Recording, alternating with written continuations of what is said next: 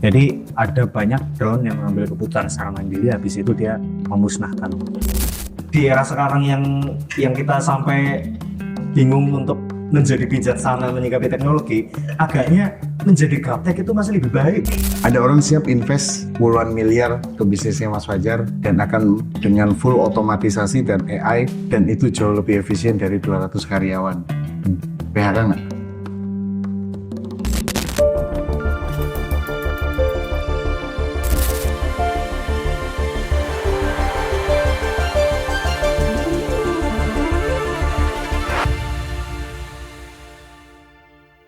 Oke, selamat malam overthinkers. Di sana fans club Pak. Yoi. Kita malam ini akan mencoba ngobrolin AI.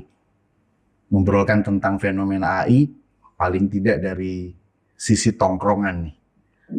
Bagaimana AI? Saya rasa ya, ketika kita ngobrolin AI, ini belum terlambat banget. Karena baru beberapa waktu yang lalu, Google sudah mengeluarkan Google VO3. Terus kemudian tidak selang berapa lama sebelumnya juga sudah ada DeepSeek. Terus kemudian ada beberapa juga yang dari Cina, ada yang memang juga sudah akrab dengan ChatGPT. Terus kemudian beberapa tools juga bahkan sampai ke marketing dan sebagainya itu juga sudah pakai AI. Cuman saya rasa ketika kita obrolkan ini belum terlalu terlambat lah, dan cukup menarik juga bagaimana AI ini jangan-jangan menjadi era revolusi baru, menjadi disrupsi baru. Seperti revolusi industri ini pada zaman lalu, itu benar-benar proses dari setiap revolusi itu memang secara fundamental akan merubah banyak hal. Nah, bagaimana AI? Bagaimana kemudian eksistensi AI? Pada saat pandemi dulu kita dirasa akan masuk ke metaverse ya. Iya. Ternyata sampai sekarang belum ya. Ada yang mau ngapling-ngapling lewat virtual, ternyata belum. Tetapi AI itu sudah cukup masif di beberapa titik. Yang bagi saya, orang generasi milenial memandang AI itu tidak lebih lain halnya seperti search engine. Lebih efisien, kita mau cari tahu juga lebih cepat. Dan sumber-sumbernya kita nggak geladakan googling lagi. Kalau sampai ada akronim googling, kita meng-google, besok jangan-jangan aing. Aing. Aing pakai apa Mas Fajar? Aing pakai ChatGPT. Aing. Udah ada di sini tuh. Aing. Kerumunnya anjing. Kerumunnya anjing gitu. Nah, AI ini gimana? Nanti kita akan ngobrol satu-satu sama Mas Fajar sama Mas Tijo. Udah pakai AI belum? AI yang dipakai kayak apa? AI-nya buat apa? Kenapa pakai AI? Aing. Mas Fajar, aing pakai apa Mas Fajar? Banyak lah. Oh banyak. Oke. Mungkin dari Mas Fajar dulu nih. Pakai AI-nya apa? Kenapa pakai AI? Pakai AI itu gimana? Dan manfaatnya sih? Nah. Ya. Oh Mas Fajar. Sebelum itu disclaimer ya. Ini kita bukan pakar AI, kita juga bukan pakar teknologi, tapi kita mencoba melihat AI itu dari sudut pandang kaum civil society, ya nggak Cok? Kaum yang sebenarnya Obrolan pos ronda. obrolan pos rondanya, bahkan Mesti Jok pun kayaknya nggak pernah menggunakan AI. Oh nah, tapi mestinya pakai pasti pakai. Pasti pakai. One day. Tapi nggak tahu. Nah, ini bagaimana akhirnya si AI itu bisa sangat membahayakan bagi katakanlah publik gitu kan. Terus kemudian nanti kita akan petakan satu demi satu. Kita stres enggak sih akibat AI? Kita stres enggak sih? Jangan-jangan ada yang suatu hal yang enggak perlu distreskan gitu ya. Nanti kan obrolannya urutannya ke situ tuh. Nah, kita memang datangkan Mas Tijo ini kembali Sebagai pakar. bukan sebagai apa, melainkan untuk menilai secara objektif Sebagai korban AI. iya tentang banyak AI yang berseliweran tapi dia tetap bisa Istiqomah. tertawa. Iya, maksudnya tetap bisa Dengan tertawa. perangkat konvensional yang sekarang. Iya. Keren juga Nyong ya. Tapi dia nanti AI aku nggak apa-apa ini Jok, Anda tuh nggak usah terus mencari informasi soal AI. Ini Iya. original dari Original. Ini freestyle. original dari kamu aja. Melihat fenomena AI yang Hmm. mungkin bagi kamu itu wah apa sih ya? Iya. Itu Apa sih orang kayak gue? Enggak seperti itu. oh iya gimana Lah apa sih lah yang gitu ya? Yang sekarang masih bisa dipakai. Iya. Nah itu ya kurang lebih. Iya. Tapi gimana nih Menggunakan ideologi saklek kan ya. secara optimis melihat fenomena bertumbuhnya teknologi baru AI? Gimana Cok? Ya, ini sebuah hal yang tidak akan pernah bisa dibendung ya. Kalau kita udah bicara perihal teknologi, beragam kemutahiran itu sudah bagian dari keniscayaan zaman. Ya. Karena apa yang terjadi sekarang kan sepertinya dalam konteks civil society, Iya. dalam lingkup sosial itu kita nggak pernah bisa bayangkan bahwasanya akan ada sesuatu yang nantinya punya peran krusial, bukan hanya memudahkan individu saja, ini udah levelnya udah level industri. Bahkan Mas Wajar sebagai pelaku sudah merasakan impact-nya ya, walaupun Lumayan. masih dalam taraf positif, karena saya rasa ketika Mas Wajar terlalu berbaur dengan AI itu sendiri, maka ditakutkan memang terjadi pemecatan massa. Iya. Itu juga dalam konteks efisiensi Ya, anggaran. narasinya kan efisiensi. Efisiensi Tapi anggaran. apakah ini menjadi titik efisiensi yang benar-benar diharapkan? Ya saya belum bisa menemukan. Ya bisa menemukan letaknya gitu. Tapi untuk gambaran masa depan jelas banget bisa terlihat. Ya, saya rasa kalau kita bicara tentang faktor kemudahan itu tadi pasti. Sekarang sebelum masuk ke AI, aku misal bahas perihal apa yang orang zaman sekarang sebut itu sebuah kemutahiran ya. Misal kayak kita nggak pernah membayangkan zaman dulu, bahkan bukan 30 atau 50 tahun yang lalu ya, bahkan 10 tahun yang lalu mungkin, apa 15 tahun yang lalu, kita nggak pernah bisa bayangkan bahwasanya ternyata belanja itu bisa dari mana saja. Selama ada jaringan internet dan kita punya kuota dan kita punya m-banking gitu ya, kita bisa melakukan belanja apapun, dimanapun, dengan produk yang kita inginkan. Yang Itu kan satu hal yang benar-benar mutakhir dan banyak positifnya menurut saya, karena akhirnya industri-industri yang mampu berbaur dengan era digital, ya akhirnya mereka Tumbuh. pesat, betul. Termasuk Anda ya ini ya sebagai live streamer gitu kan. Benar-benar memanfaatkan teknologi gitu ya sebagai ladang untuk mencari pudi-pudi. Iya gitu ya. Alhamdulillah. Masya Allah. Jadi tidak hanya industri ya yang skalanya mungkin sudah besar dan melibatkan banyak stakeholder di situ ya. Ya. Saya yang cuma 2 orang ya live streaming saja mencoba menjawab tantangan zaman dan ternyata memang luar biasa impact-nya.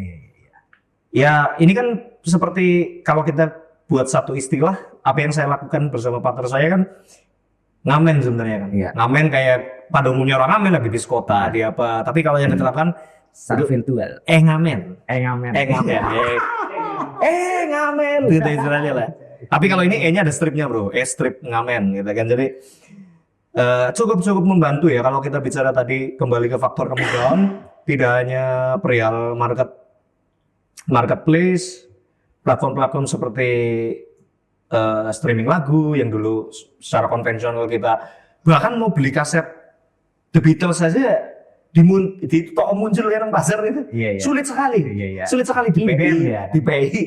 Wah, jangankan inden, saya tanya kasirnya, Mbak, saya mau beli album Beatles dong, ya apa, Sgt. Pepper. Nggak ada. Aduh, Mas, Beatles itu band mana? Itu udah ekstrim banget kan, itu udah ekstrim. Kayaknya pakai netop loh kayak gitu. Iya. Yang daerah kita dok ya. Jadi, tapi kita harus jangan sampai lupa bahwasanya sebelum era AI pun ada hal-hal negatif di situ ketika faktor teknologi disalahgunakan oleh berbagai pihak, segelintir pihak, menjadi sebuah something yang menakutkan justru kan. Apalagi kalau kita bicara AI, di mana AI yang mampu memvisualisasikan kehidupan nyata ke dalam dunia digital menjadi sebuah bisa saja menjadi sebuah rujukan yang valid bagi orang-orang yang kurang memahami gitu. Kayak contoh yang saya tahu tentang AI itu yang tentang manipulasi suara itu, Pak. Iya. Ya, saya sebagai tunanitros ya, kan Iya. tidak bisa Ini apa, Joko beneran nggak sih? nah gitu, tidak bisa menerka lewat visual, melainkan just hanya secara suara. Namun karena saya orang audio, kayaknya mantan ketera lah, Iya. kayak mantan anak autotune lah, kayak gitu-gitu kan terasa mas. Siap. Begitu sih, yang penting ada kemudahan. Apapun ya, kita dulu waktu awal mulai tadi Mas Bon sempat menyinggung di episode sebelumnya perihal penemu makanan gitu ya, yang di situ banyak berjatuhan ya korban jiwa gitu ya. Contoh kayak beras, Pak, kan akhirnya ditemukan beras ini menjadi bahan pokok makanan di Indonesia khususnya. Kita melihat beras kan kayak wah, makan pakai nasi itu baru makan gitu kan. Tapi kalau itu dikonsumsi secara berlebihan kan juga katanya bisa menjadi penyakit gitu. Iya. Impact baik, hal baik pasti punya impact yang tidak mesti baik juga ya. Jadi harus seimbang.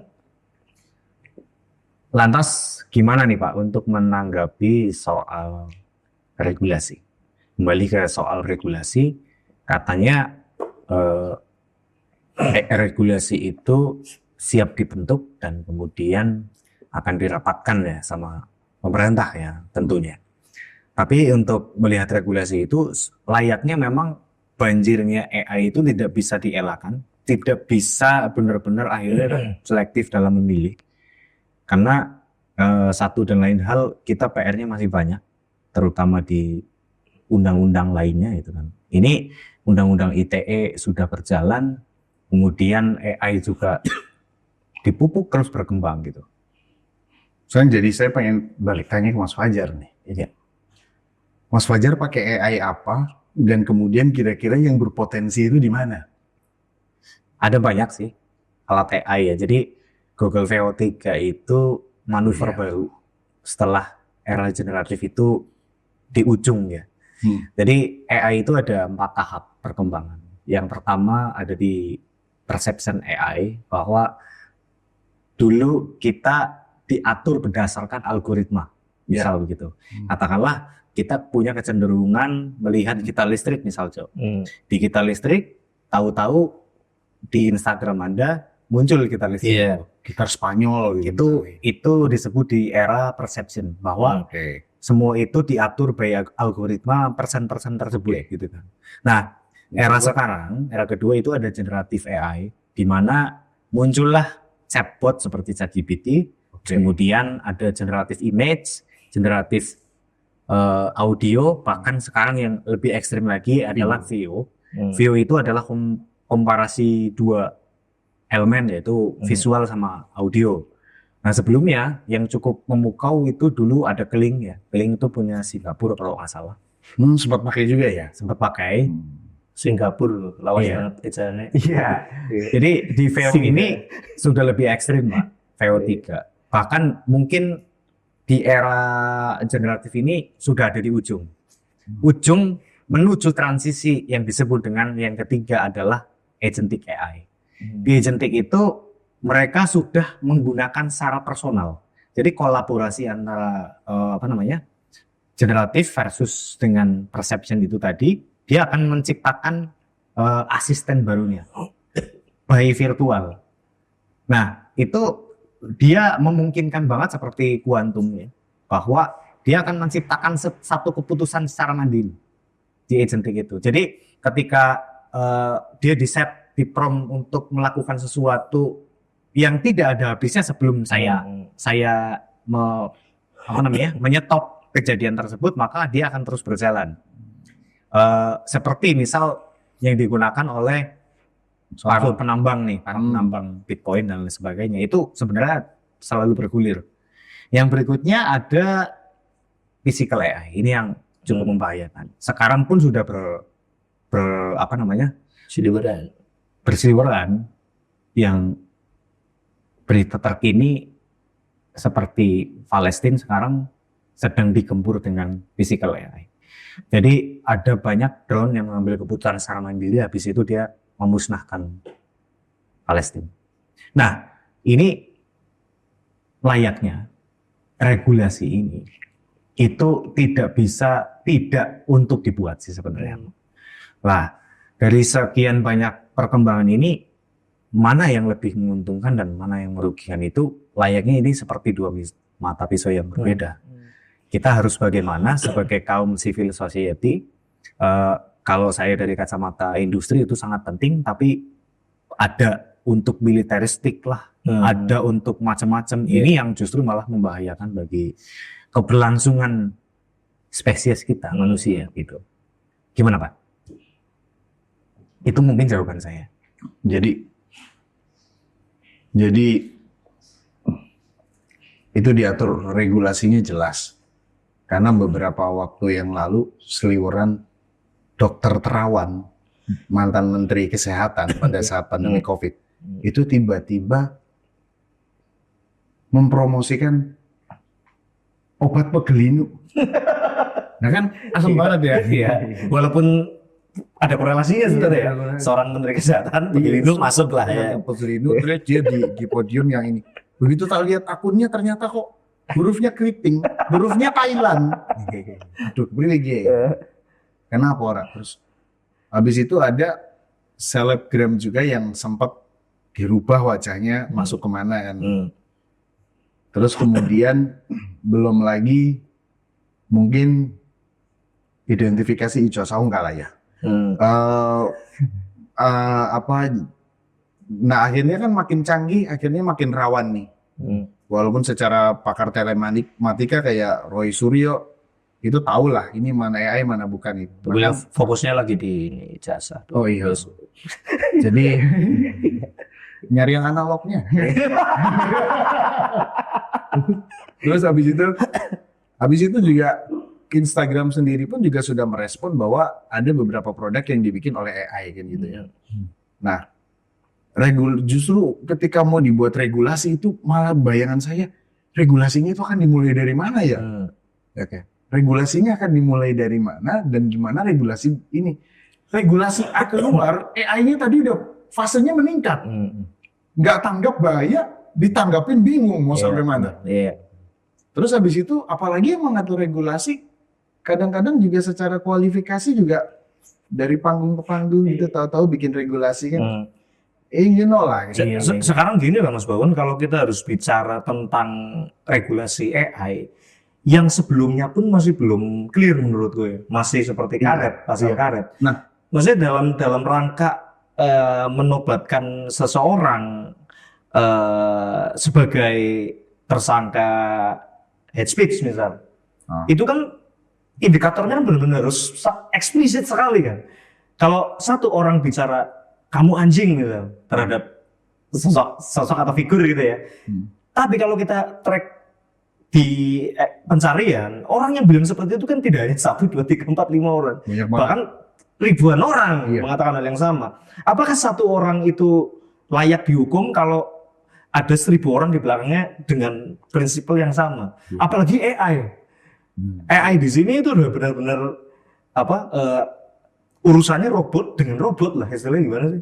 Ketika kita sebagai pengguna ingin mengakses atau membuat satu manipulasi kayak tadi Pak Terawan mempromosikan obat pegelinu sebenarnya, walaupun itu brand Thailand lebih cocok Terasil Dangda ya, dan jadi tentang ya, Pak Terawan ya.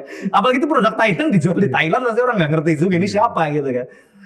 Ya, itu sangat sangat abstrak menurutku untuk membidik target yang ingin yang dipidanakan istilahnya gitu. Jadi sangat sulit sekali. Jadi ini, saya nunggu dokter ada video yang bikin dokter Terawan itu nyanyi apa tiga nah. Ngomong nyanyi aku pernah dengar tadi yang Guzan bilang bahwasanya jika hanya menilai dari suara itu masih belum afdol kalau tidak melihat visualnya. Sedangkan saya ketika tidak mau menilai secara visual, aku itu pernah tertipu dengan Pak Jokowi nyanyi ini yang Burnean itu apa? Sogi Burnean. Iya itu pokoknya Asmara Vibrasi. Iya itu Asmara Vibrasi. Pak Jokowi nyanyi itu terus aku percaya men. Dengan anggapan kayak oh ini kan kalau nggak salah band Semarang ya. Itu kan band Semarang kan. Oh Pak Jokowi ini orang Solo. Jadi masih Jawa Tengah mungkin support lokal gitu pikiran tuh. Ternyata tuh AI. Emang gila, emang ekstrim sekali. Jadi pertama gini dulu Pak. Ini trust issue saya secara pribadi, benar-benar pribadi ya. Pihak legislatif itu bagaimana bermetodologi untuk membentuk aturan itu dulu. Ya. Sudahkah paham metodologi? Pahamkah terhadap fenomena tersebut hingga akhirnya itu benar-benar jadi aturan yang serius? Contoh, apakah para legislatif ini juga paham mengetahui betul-betul secara detail tentang Omnibus Law yang tebelnya naudzubillah itu. Tebel banget. Itu tuh bagaimana gitu. Terus latar belakang mereka kita juga bisa tracking lah ya. Jadi kalau misalnya pembuat di kalangan legislatif itu isinya doktor semua atau memang tervalidasi qualified, wah bisa jadi kan aturannya jadi nggak karet, jadi makin bagus dan makin berkualitas ya. Cuman kan itu cuma opini pribadi saya di negeri sebelah, bukan di sini. Di sini udah pasti bagus. Nah, jadi akhirnya kalau karena di sini asumsinya adalah pasti bagus, berarti kan kita akan nanggapin fenomenanya. Kalau di negeri sebelah orangnya bisa jadi kan. Kalau di sini enggak, di sini bagus. Nah, fenomenanya ini begitu cepat. Bahkan ada yang ngeri lagi Mas Fajar. Drone cilik di Montana nyekirin wajah orang bisa cuma meledakin di jidat doang. Dar gitu.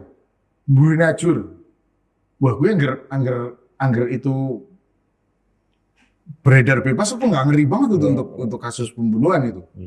Jadi bukan kopi sianida lagi, tapi kopi drone, lagi ngopi dar gitu. Wah, itu lebih ngeri lagi. Terus siapa yang menerbangkan bisa aja blur itu. Yang pakai CCTV aja kadang-kadang juga nggak kena. Ya.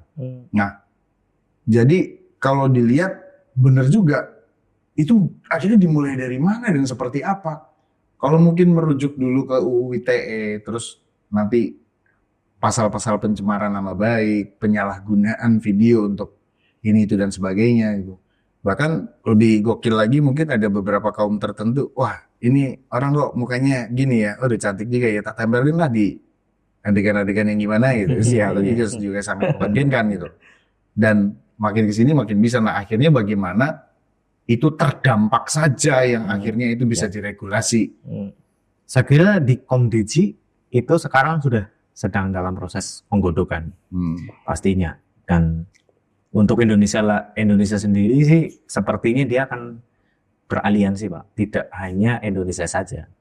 Karena di Uni Eropa mereka sudah melakukan tahap 1 pembuatan regulasi pakai Uni Eropa AIX ya. Jadi actionnya sudah tahap ke intimidasi platform ya.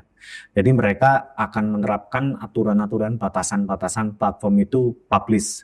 Ketika memang dia ada di situ ada beberapa kelompok ya yang low risk, high risk sama ya memang tidak boleh dilaksanakan. Namun itu tetap kebobolan. Ketika memang physical AI yang sekarang itu sudah benar-benar melantakkan Palestina ya sekarang ya oleh Israel. Itu logis banget bisa terjadi. Dan ini sebenarnya aliansinya ini kan ada di militer Pak. Yang militer ini sebenarnya tidak publish aplikasi itu. Bahkan dia benar-benar secret ya dari sisi penggunaannya. Dia pakai AI dan lain sebagainya. Tapi kalau memang ujungnya di platform, ya semuanya itu tak screening dulu. Kayak misal Google VO3 nggak mungkin dia akan melegalkan konten pornografi atau manipulasi berdasarkan itu. Terus kemudian ada banyak seperti chatbot ya. Chatbot GPT itu tidak akan memberikan informasi yang memang tidak diinginkan untuk katakanlah menghujat atau apa gitu kan. Pasti dia nggak bisa.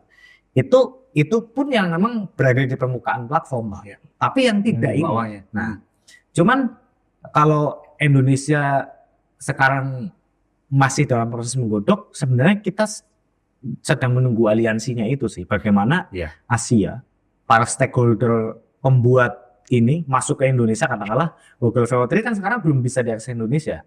Dia harus pakai VPN dulu Pak. Bisa dipakai. Karena memang mana Indonesia ini mau respon apa enggak nih? Jangan-jangan kita nggak boleh respon nih. VO3 ini katakanlah bisa nanti memanipulasi presiden loh, ngomong begini-begini itu. Itu benar-benar tingkat apa namanya realistisnya sangat tinggi, Pak. Nah, sebenarnya ini kan teknologi Mas ada. Yudis lagi keranjingan bikin VO3. Siapa yang dijadikan bahan fantasi oleh beliau? Dirinya sendiri. Cuma begini sih Mas Fajar ya, kalau saya lihat tentang tadi aku meminjam istilah kebobolan tadi ya. Kalau kita merujuk pada era sebelum AI juga ya, contoh platform yang menyediakan live streaming, benar-benar live real time gitu ya. Ya. Itu kan sempat mengguncang jagat televisian swasta waktu itu. Ya. Karena televisi swasta untuk akhirnya dapat menyiarkan program-programnya secara nasional melalui televisi, itu melalui prosedur yang sangat luar biasa. Prosedur. Jadi kalau dibilang kebobolan, pasti kebobolan kalau ujung-ujungnya akhirnya live streaming oleh berbagai platform yang tersedia sekarang, akhirnya kita toleransi bersama. Ya. Apakah itu ada regulasinya? Sampai hari ini mungkin Belum orang ada. ingin membuat stasiun televisi yang ternasionalisasi lewat media televisi itu sendiri, pasti izinnya luar biasa. Iya. Dan kita bikin channel gampang ya, Pak. Di podcast ini ya. Iya. Itu akhirnya kan yang terjadi apa? Toleransi. Iya. Asas toleransi itu sendiri. Walaupun mungkin nanti atau kapan ada regulasi yang akhirnya masuk sampai ke media sosial gitu ya. Ya di situ pun gemburannya akan lain lagi. Iya. Itu nggak Dengan tuduhan apa ya rendahnya enggak kebebasan berpendapat, berekspresi dan sebagainya. itu mungkin arahnya ya mungkin tadi bahasa halusnya toleransi ya. Tapi itu ketika udah masuk ke pasar, itu udah persaingan, Pak. Iya. Persaingan itu bisnis soalnya. Itu akhirnya bisnis. Jadi Dan ujung-ujungnya yang ada di lajur konvensional masuk juga ke digital. iya, akhirnya Mau nggak mau kan? TV konvensional nayangin YouTube, Pak. Iya. Iya. Versi apa on the spot gitu misalnya. Iya. Ya, bahkan dia kalau televisi pasti setiap detik pasti dia live. Sekarang Iya. full live ya. Bahwa tidak bisa dibendung lagi. Itu memang kompetisi bisnis yang tidak bisa artinya mematahkan bagaimana akhirnya platform itu bisa benar-benar memberikan ruang-ruang yang maslahat gitu. Iya. Oke, jadi akhirnya gini, pertanyaannya adalah ketika dulu mesin uap ada, itu mendisrupsi padat karya, jadi padat modal. Iya. Era berikutnya kemudian apa ya berikutnya tuh? Habis mesin uap terus mesin mekanisasi, mesin cetak, mesin pabrik dan sebagainya. Terus kemudian masuk era komputer. Ya.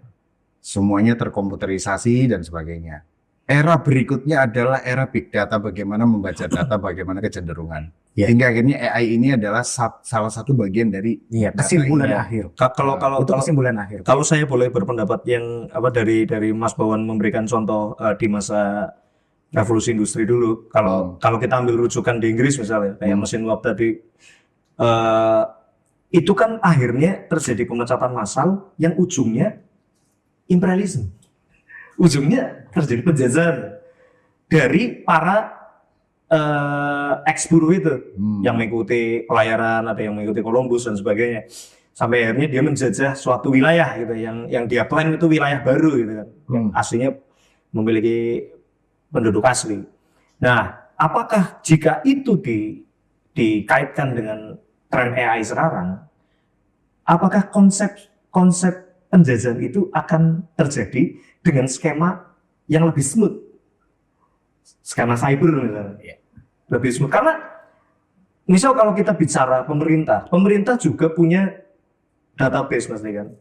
Untuk segala macam arsip, segala macam dokumen penting dan sebagainya.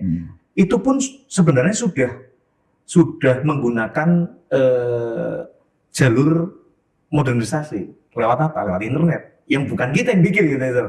Misal lewat platform dari Google, platform dari beragam lah.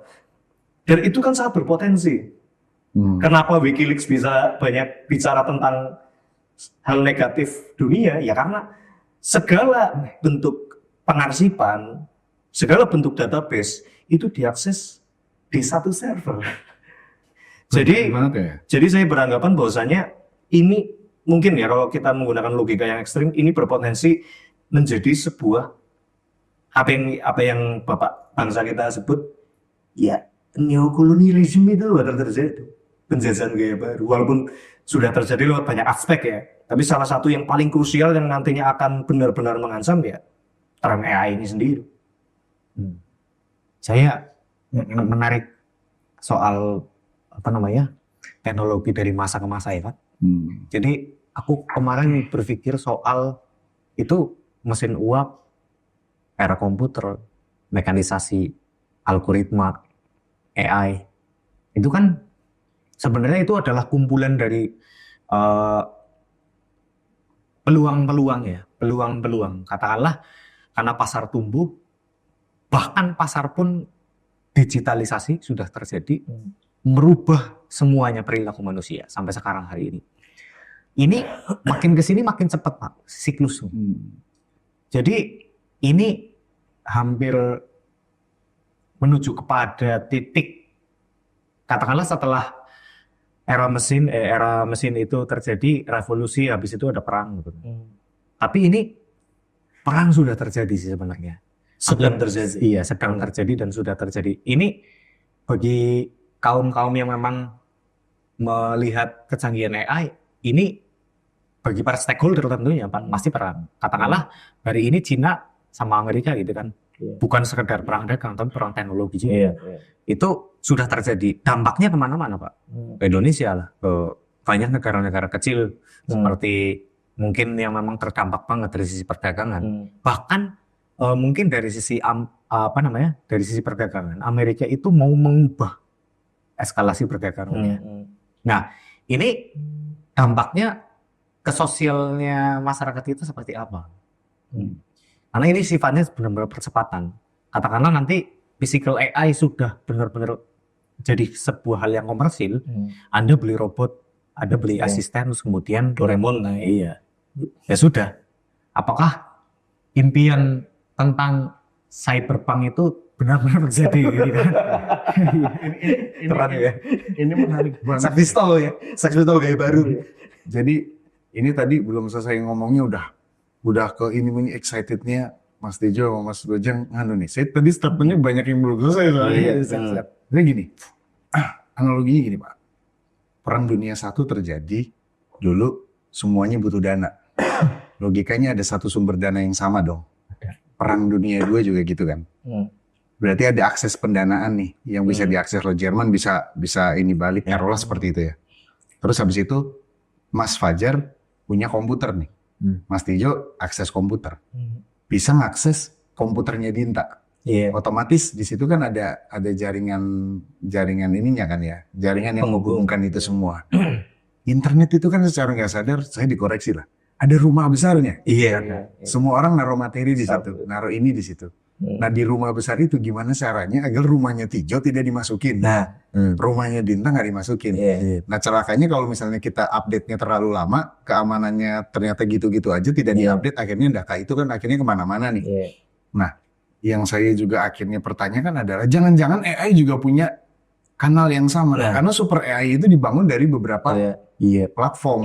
Nah jangan-jangan dibalik yang seolah-olah perang itu sebenarnya ada satu rumah yang memang bagaimana AI itu bisa diolah gitu. Terus kemudian dimasukkan ke dalam internet hingga akhirnya mesin olahnya itu satu, dapur olahnya itu satu. Itu yang saat ini akhirnya cukup bertanya-tanya ya. Ya alih-alih DeepSeek berperang dengan ChatGPT, Cina dan Amerika sebenarnya ya ada di satu rumah yang kamar depan itu kamar belakang. Sebenarnya tinggal mana yang lebih pintar jualan aja, tapi itu tetap ada dalam satu rumah. Gitu. Nah seperti internet, kita sebenarnya terhubung naruh materi, Jung naruh materi yang sama, Gojang naruh materi yang sama, Mas Tijo naruh yang sama, cuman ada di dalam kamar-kamar yang namanya domain. Begitu ngakses ini bisa akses itu dan sebagainya. Apakah pihak server ini memberikan kelegaan terhadap penggunanya Nah, atas hak privasi itu tadi kan. jadi akhirnya gini, server itu akhirnya setelah Mas Gojang pesan kamar, server itu kan kapasitas kamarnya. Iya. Dan kapasitas kamar itu terhubung via domain. Akhirnya pasti ketika www.fajartrianggoro.com akhirnya kan rebutan domain. Iya. Ketika .com, .net atau .wtf gitu misalnya. Iya. Tapi ada. Iya, ada. Negara nanti gue lucu. Punya saya. Oh iya, keren ya. Iya.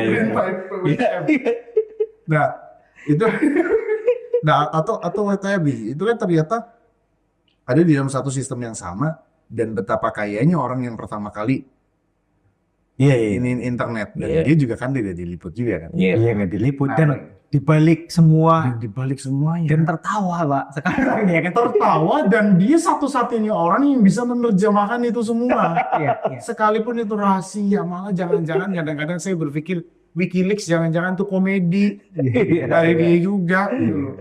Karena dia biar bagaimanapun dia akan tahu semua. Iya, Kalau itu iya. dia gedungnya gitu. Iya.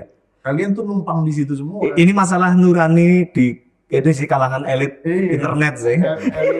Elit global. Dan bahkan saya juga meragukan bahwa Kan orang mungkin orang ngerti, lo pasti ngerti. saya juga meragukan konten-konten selain konten Anunnaki ya.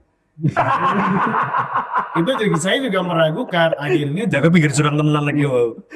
data yang beredar di internet itu 10-15% atau 5% itu cuma dikit aja bahwa di dalamnya itu banyak sekali data berkeliaran. Ya iya, lalu yang ditampilin itu kelondongannya, toh maksudnya latarnya Gojang dia tokonya punya front store. Iya, secara logika. Di balik Froster itu Pak. Iya, di bawah Back-endnya gimana? Di bawah ada rahasia itu back end-nya gitu.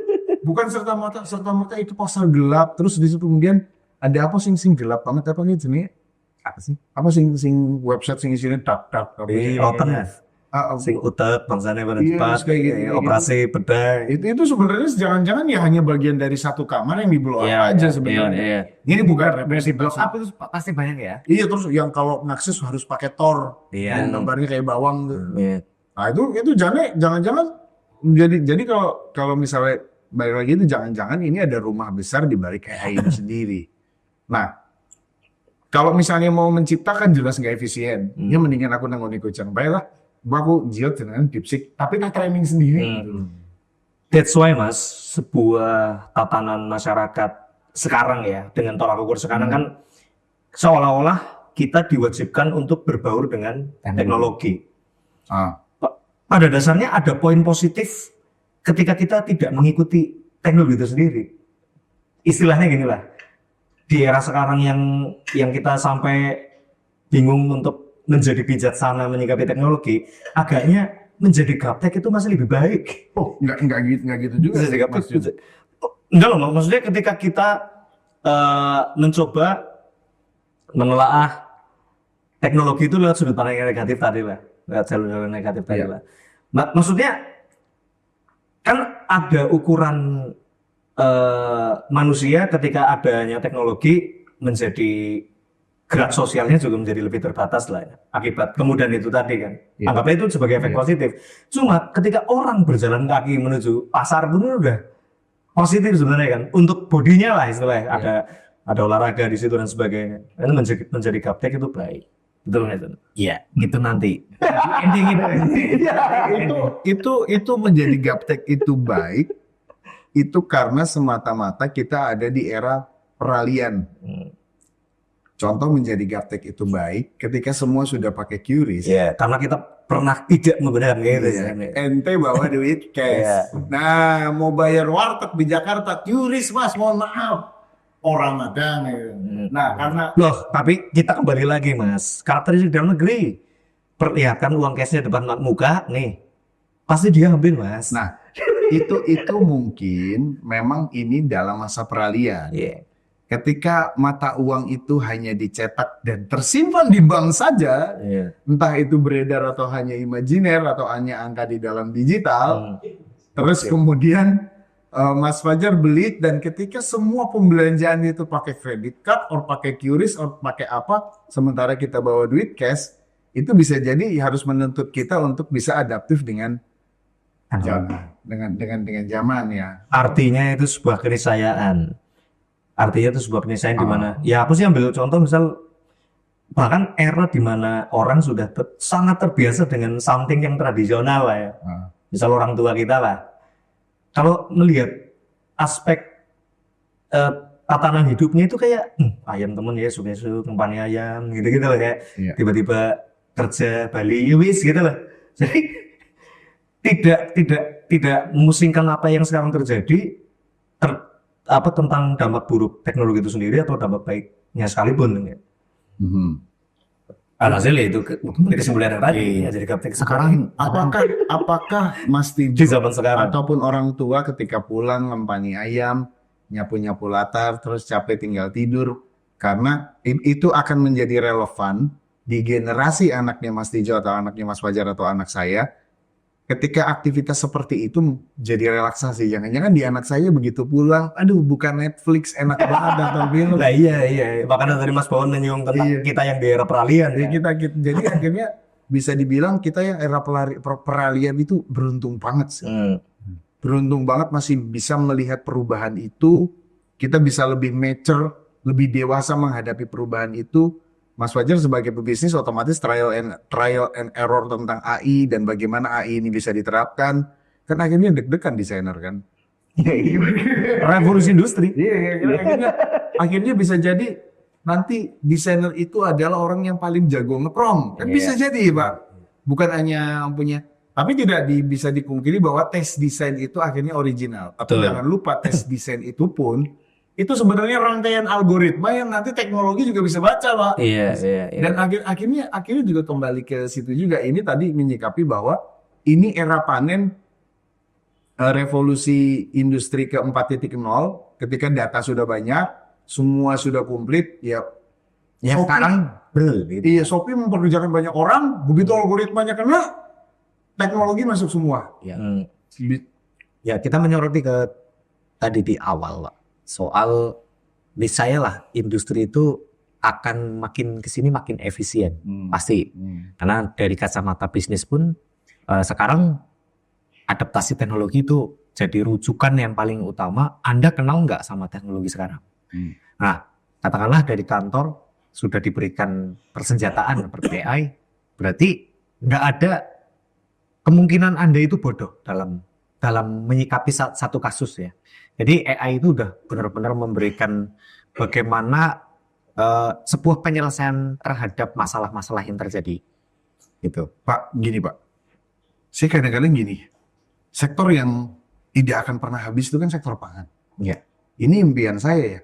Gimana saya akhirnya naruh bibit cabai dan bibit padi, saya taruh komputer, saya taruh itu, mengelola itu, datang-datang. Iya. Kenapa nggak arahnya begitu? Karena makanan itu mau di-AI kan gimana gitu. Ya bisa Pak. Physical AI itu misal besok terciptalah robot ngarit gitu. Iya kan terciptalah robot ngarit di mana akhirnya peternakan sektornya Sudah robotnya wis orang udut, kok nang pinggir kandang mau oh iya, Sang. pakai ngarit gitu. Kok ribet sang. Daripada menciptakan robot ngarit sang, mending gawe robot wedhus. Sing ora perlu mangan, mung dicas.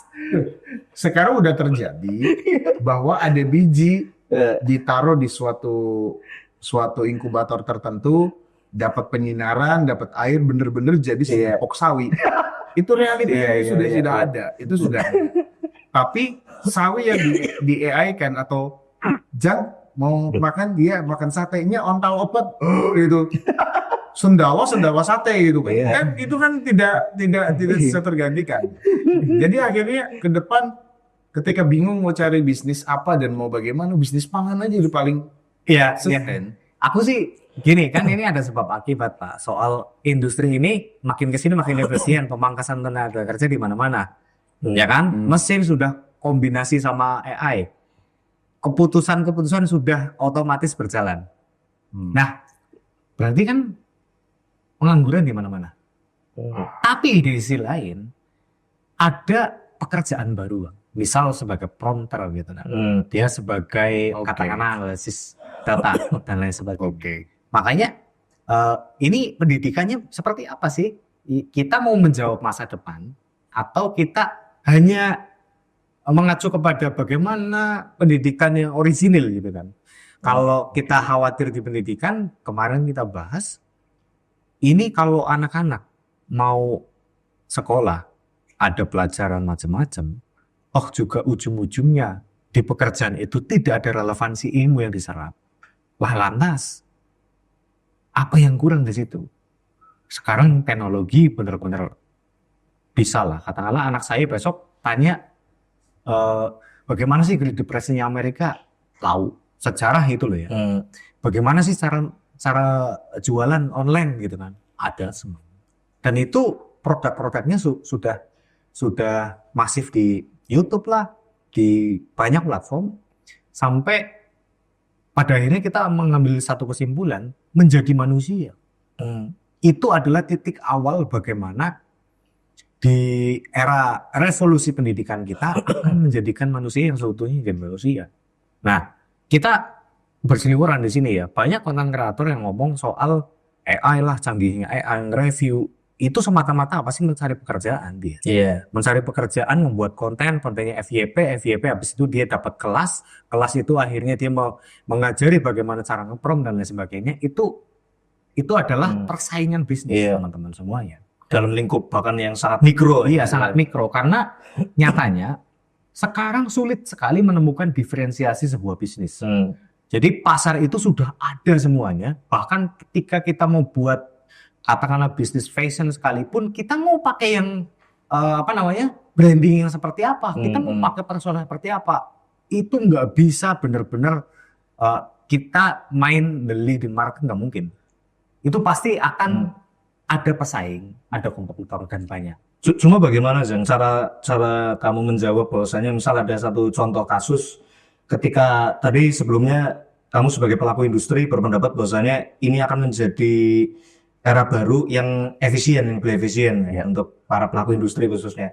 Ini kan AI ini kan sebenarnya konsumsinya konsumsi umum, tidak hanya milik industri kan. Iya.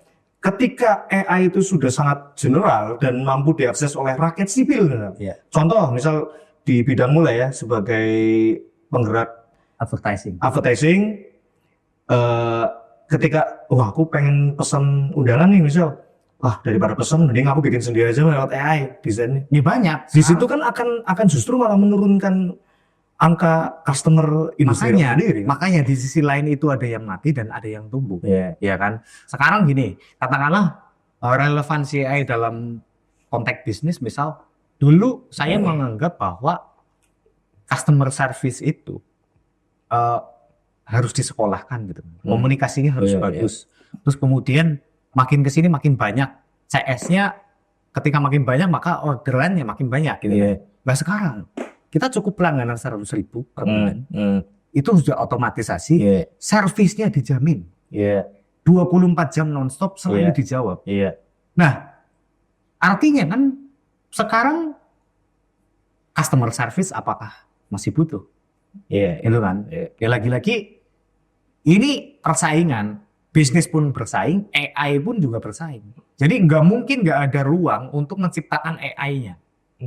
Sekarang katakanlah generatif itu udah mulai dari teks, image, sound, video, apalagi makin banyak makin ke sini. Jadi nanti akhirnya perang dari sisi teknologi itu benar-benar sulit untuk menemukan ruang. Katakanlah sekarang generatif image itu banyak banget, kayak Vlog dan lain sebagainya itu banyak banget dan sulit untuk dipilih. Gitu, Pak. Yang pertanyaannya gini nih. Ada orang siap invest puluhan miliar ke bisnisnya Mas Fajar dan akan dengan full otomatisasi dan AI dan itu jauh lebih efisien dari 200 karyawan. PHK nggak? Zoom tutup telinga. Jadi gini, Kalau misalnya ente milih PHK, apakah ente manusia yang bukan manusia? Kalau misalnya itu aku diambil, mengambil poinnya Mas Dawon. ya apa kalau itu diambil, apakah Anda orang yang tidak bersinergi dengan perkembangan teknologi? Gimana lu? Humanisme dan Inilah, adaptasi. inilah yang disebut dengan bagaimana para stakeholder, pelaku-pelaku yang mau membutuhkan AI itu stres, Pak. Saya sendiri stres. Ya, serius. Aku pengen mau PHK, tapi tidak bisa. Iya. Dulu saya pendekatannya melalui investasi SDM. Hmm. Tapi sekarang saya memilih untuk investasi mesin. Hmm. Kenapa? Dari saya mempertaruhkan bisnis saya sendiri, lebih baik saya mem-PHK. Itu nggak ada pilihan, Pak. Iya. Betul kan? Iya, iya. Anda Apa? saksi hidup loh. Iya. Artinya gini.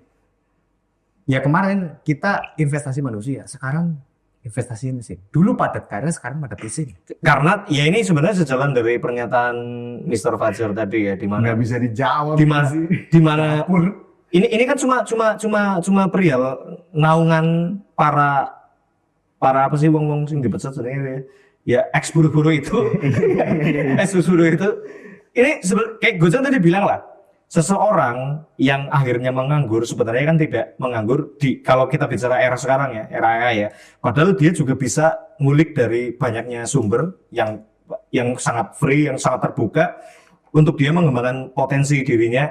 Kayak contoh tadi Gojek bilang tentang ada influencer, tiba-tiba dia bicara tentang AI itu sendiri. Mungkin aku kimbiin kerja di sebuah pabrik, terus aku dipecat gara-gara bosku AI banget ya kan. Terus dia dendam, dia ngulik AI dan dia tahu oh ternyata kayak dia sampaikan lewat media sosial itu menjadi sebuah konten dan syukur-syukur menghasilkan bagi yang bersangkutan. Berarti kan sebenarnya yang dilakukan Gojek ketika melakukan satu PHK massal itu sebenarnya dia memberi kesempatan pada orang-orang lain untuk kamu sekarang sendiri untuk membangun dengan Analoginya lah. dengan zaman sekarang ya. Ben anak sisi baik ya tetap nah. Iya siap. Itu tadi kan Mas Wot menyinggung tentang humanisme ya. Jadi kok jahat banget dan gini kok. Iya, jadi akhirnya gimana? Contoh misalnya, ketika ruang itu sudah semuanya possibility untuk ditangkap, CS bro, sekarang harus ngelayanin customer sampai jam 9. Ya. Besok 24 jam. Sedangkan AI memfasilitasi Cuma 100.000. Tiba-tiba Mas Tijo kebangun di tengah tidurnya jam 3 malam. Iya. Nyambut lah. Nah itu, aku menjawab itu kan. Cuma 100.000. Saya kalau boleh tahu gaji CS berapa sih? Iya, Totalnya. Kira ngomong ya bisa.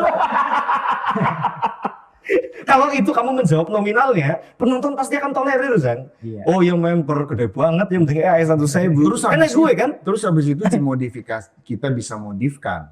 Ketika dia masuk desain dan template, mereka sudah memahami karakternya dan tiba-tiba saat itu juga desain jadi jebret. Iya. Yang tidak bisa kan yang mencetak, Iya. nggak bisa pakai AI. Sama Pak. Jadi kemarin aku Andre Talks yang survive. Bagian mesin. Bukan Andre Taulani nih ya, Andre Kena ya. jadi presenter sekarang berubah jadi AI. Presenter? Iya misal. Oh, iya. Secara langsung pakai berita yang ditulis secara hobi. Terus kemudian CS sekarang pakai CS digital. Terus kemudian apalagi banyak.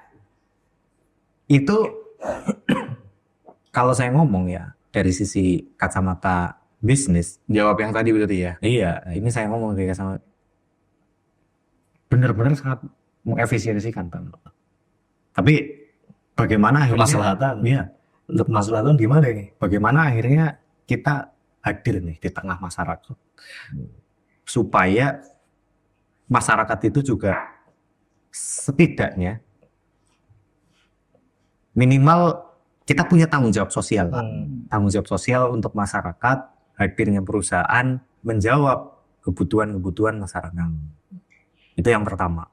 Yang kedua, bagaimana akhirnya pelaku bisnis bisa beradaptasi sama teknologi. Jadi ketika teknologi baru, pasti ada varian bisnis baru kan. Iya. Gitu kan.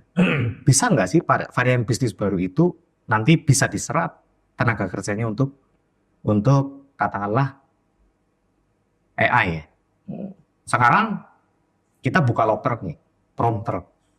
Untuk apa? Untuk menyelesaikan permasalahan-permasalahan. Identifikasi masalah-masalah. Nah, di prompter itu mungkin 2 tahun yang lalu tidak ada, Pak. Tapi sekarang sangat relevan.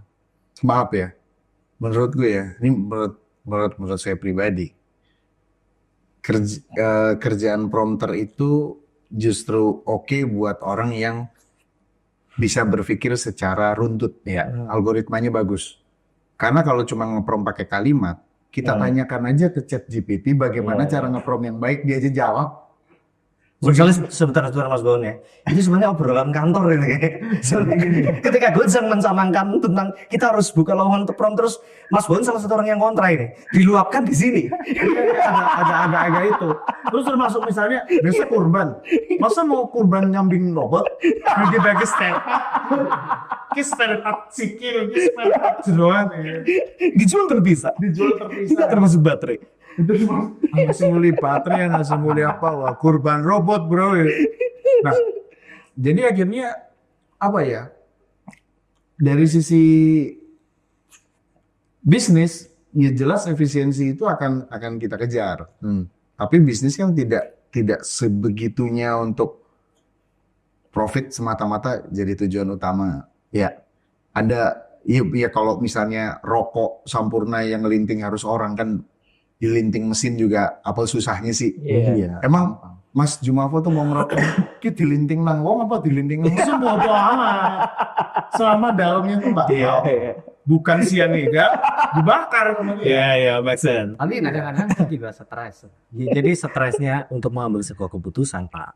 Kita mau mengubah manusia jadi mesin, kita mau mengubah manusia jadi komputer, itu semuanya pakai metode yang memang sangat objektif bagi saya.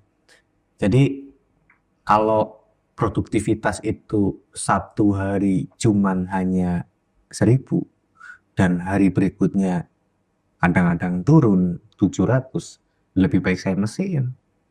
Mesin itu pasti realistis.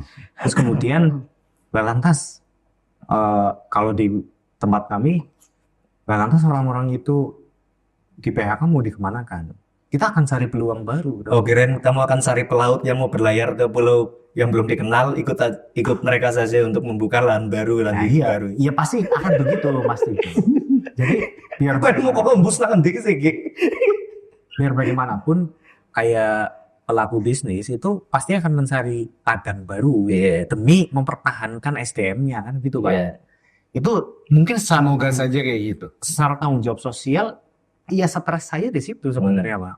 Jadi ada banyak kemarin influencer misal seperti voice over, terus kemudian video maker, semuanya yang memang dibuat benar-benar tulus dari hati gitu kan, punya karakteristik sekarang tewas seperti itu.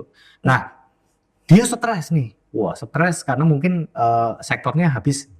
Tapi jangan salah bahwa justru malah ini bisa jadi ladang baru buat teman-teman semua. Karena katakanlah sekarang eranya fotografi, Kak. Fotografi itu ngedit bisa sampai 2 sampai 3 hari. Wedding misalnya. Nah, sekarang katakanlah dimudahkan dengan katakanlah enhancer, image enhancer gitu kan.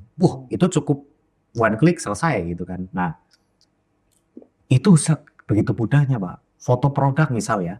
Foto produk dulu kita repot banget kan. Bahkan 1 hari untuk foto produk, sekarang cuma ngedot tahu-tahu udah jadi Pak.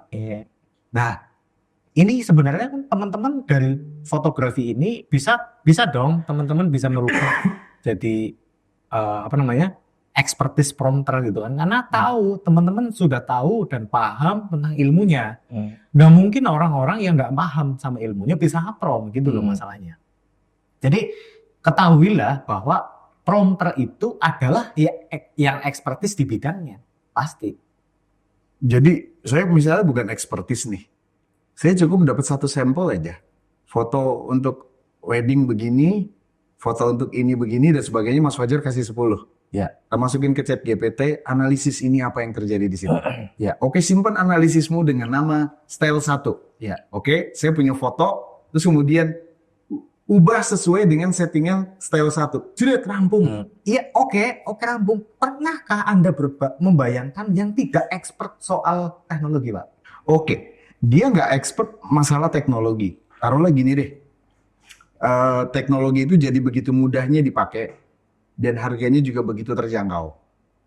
misalnya langganan chat GPT sebulan taruhlah 300.000 ya. Terus kemudian dia punya logika yang bagus. Tapi dia nggak punya skill aja misalnya. Kontak Dinta. Din, foto-foto hasil fotomu. Itu sih. Wah, anu foto-fotoku elek Mas Wis nih, baik. Nyanyi satu sewunya. Ya. Dikasih satu hard disk jebret gitu kan.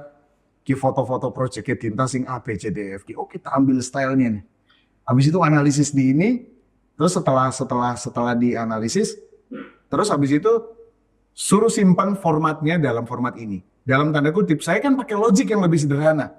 Daripada Zoom yang menggunakan logic bahwa ubah tone color-nya menjadi ini gini. Oh, Zoom di saat itu expertise di situ. Gitu. Cuman kan akhirnya tenaga kerja itu menyisakan siapa yang punya logika paling bagus akhirnya ke depan. Betul. Ya, aku sepakat soal logika, tapi pernah nggak Anda membayangkan visual yang bagus itu berasal dari perspektif yang bagus, Pak? Oke, gimana tuh? Jadi misal visual ya, katakanlah ini Anda menciptakan katakanlah source ya, yang nanti akan dikirim ke GPT, habis itu dia ubah sesuai dengan referensi yang ada. Ketika referensi yang diberikan itu tidak memiliki value, katakanlah begitu, berarti kan visualnya juga jelek. Nah, ini yang mahal dari sisi visual ya. Kami di product development ya, content development, itu gimana caranya teman-teman itu paham mengenai perspektif sebuah gambar. Itu yang sulit, Pak. Jadi, kalaupun kamu expertise prompter, logikanya bagus, tapi kalau kamu tidak bisa pandai memilih sebuah gambar, selection gambar itu, sama, teksnya akan amburadul pasti.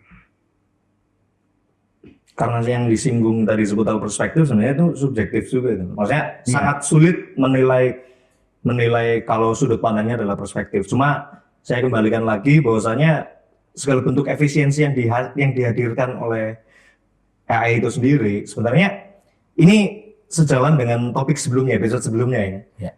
Itu tentang jati diri bangsa. Kalau sekarang kita bicara tentang jati diri sebagai manusia.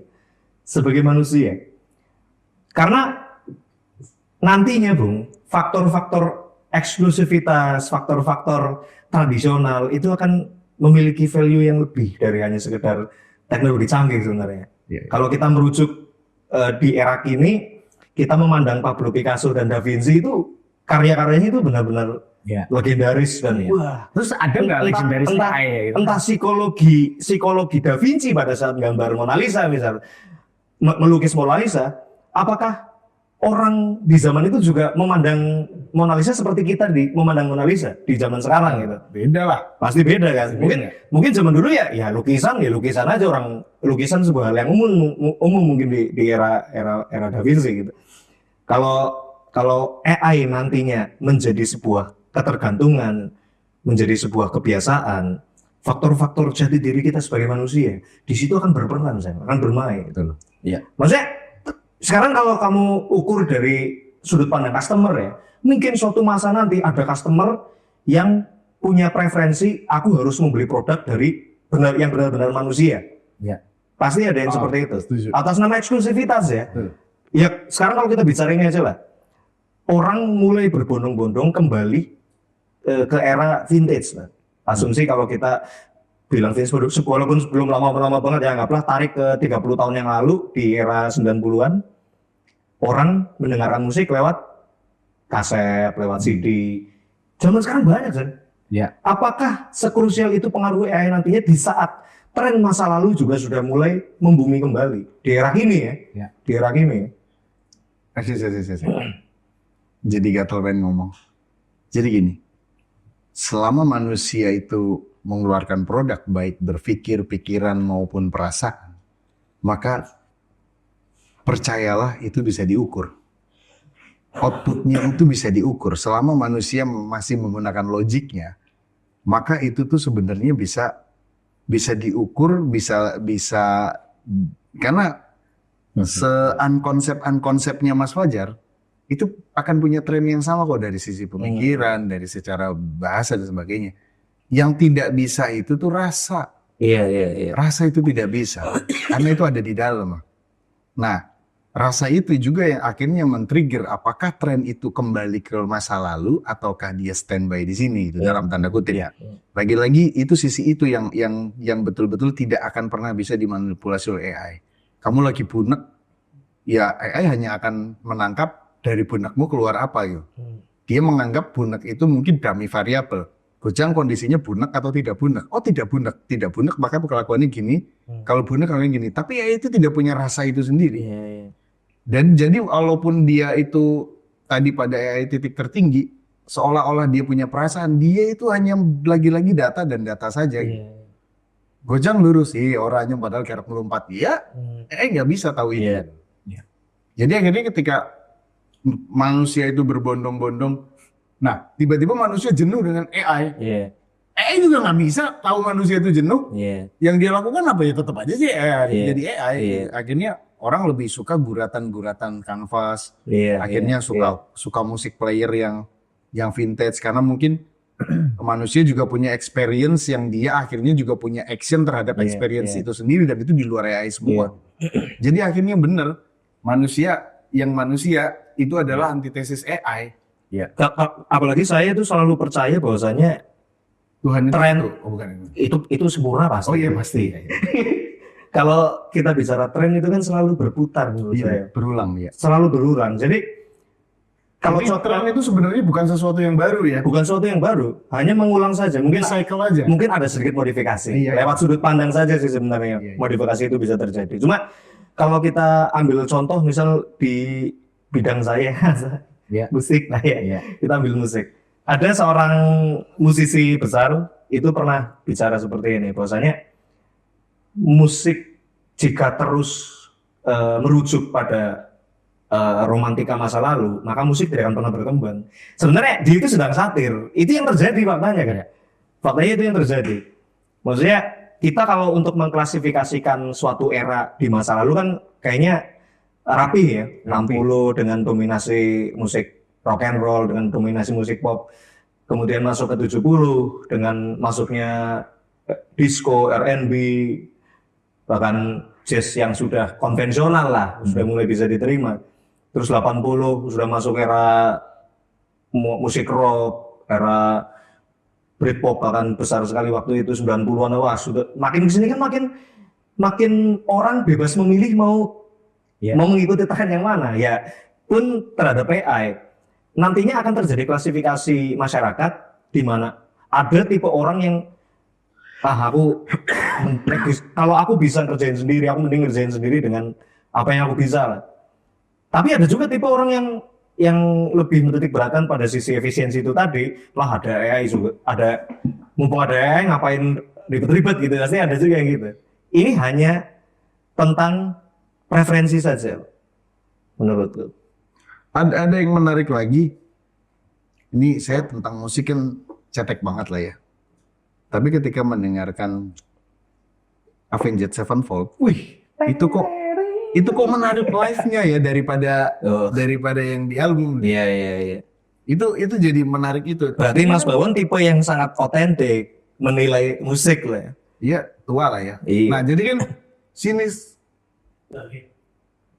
Sister Gates, a.k.a. Oh, iya. Christian Sudiono.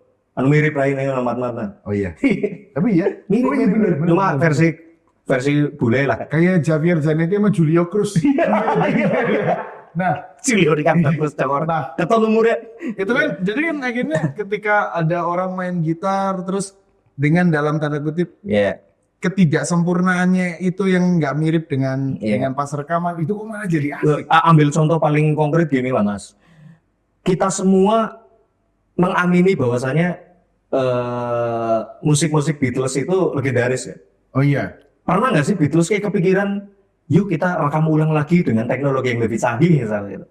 Misal era 70 sebelum pada wafat si Hiji ya, salah satu John Lennon yang harus ditembak. Misal di era 70 mereka, yuk kumpul maning lah ini ditemukan alat rekaman canggih ya. Kita rekam ulang lagi lagu-lagu yang dulu kita rekam di era 60-an dan akhir 60-an gitu. Kan orang kan nggak kepikiran itu kan. Iya. Karena dia mengamini bahwasanya apa yang keluar pertama kali itulah yang menjadi apa ya, menjadi puncak karya itu sendiri. Iya. Tidak ada recycle dari sebuah karya Bohemian Rhapsody. Betul. Queen eksis sampai 80-an. Enggak. Teknologi 80-an dalam konteks rekaman itu lebih canggih pasti dari awal rilisnya Bohemian Rhapsody di awal 70-an gitu. Kenapa Queen nggak kepikiran juga kita rekam biar lebih jernih audionya? Tidak. Mereka tidak melakukan itu.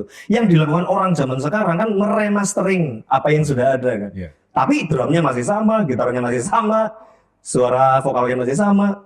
Jadi ada something yang dijaga gitu, dijaga keasliannya. Sebagai orang yang tadi original, ketika dengerin Suno, bosan tuh coy. Nah, aku juga mau bahas perihal Suno itu tadi Mas ya. Awal aku jujur gumun, benar. Iya. Gumun, maksudnya bisa kayak gini. Nah, kalau tadi Mas Baun menyinggung perihal tentang kejenuhan, aku mungkin ya sedikit sudah mendapatkan itu karena sering denger itu di Bergam Podcast ya. Kayak gambarnya nggak Suno bareng orang kayak. Oh iya ada. Orang ya. Oh ya. Mas Guru ya. 33 Koceng ya. luar Koceng. biasa. DJ Koceng ya kayak bambernya paling kan. Ori kan si Protiluk kan si Manuel kan. Tapi kok gambarnya gambar perendapan ya? Nah, kalau aku malah gini Mas, yang aku takutkan justru malah apresiasi orang terhadap karya itu akan menurun signifikan. Apa penyebabnya? Orang akan underestimate ketika mendengar lagu bagus dari sosok yang dia anggap remeh, misal. Iya. Misal tiba-tiba Dinta yang tidak main musik sama sekali, dia ngetik Suno, tapi misal Dinta cuma bisa bermain gitar CFG lah ya istilahnya. Dia bisa menduplikasi apa yang dia ambil dari Suno sebagai karya otentik Dinta. Dinta besar dari situ misalnya ya. Iya. Jadi orang akan beranggapan lah, kayak lagunya, misal kayak lagu apik banget, lah paling Suno, gitu loh. Iya. Itu kan secara tidak langsung kita akan sulit nantinya membedakan mana yang Suno, mana yang benar-benar orang. Makanya. Takutnya ketika itu dibuat oleh orang beranggapan lah paling Suno. Makanya ini dampak sosial yang paling tinggi, Pak. Iya. Itu sebenarnya apresiasi, Pak. Iya. Jadi desainer orang itu dikerjain sama ChatGPT selesai, Pak. Iya. Suno selesai, itu sangat menjadi problem sosial hingga hari ini. Kamu membayangkan Zang Jumavo, telung dina desain misal dia punya, misal Jumavo desain pandan lah istrinya gitu kan. Wah, aku pengen buat kado ulang tahun lah, aku desain sendiri dengan tanganku. Dan tiba-tiba pandan, bagus banget ini AI ya. Wes. Betapa hancurnya perasaan suami. Itu tuduhan serius, Jan. Tuduhan serius bagi Jumavo yang adalah praktisi kesenian gambar misalnya, praktisi desain grafis. Itu tuduhan besar. Dan ternyata AI beneran gitu. Iya. Jadi saya pernah membuat karya, Pak. Iya. Membuat karya sebuah gambar misal gitu. Iya.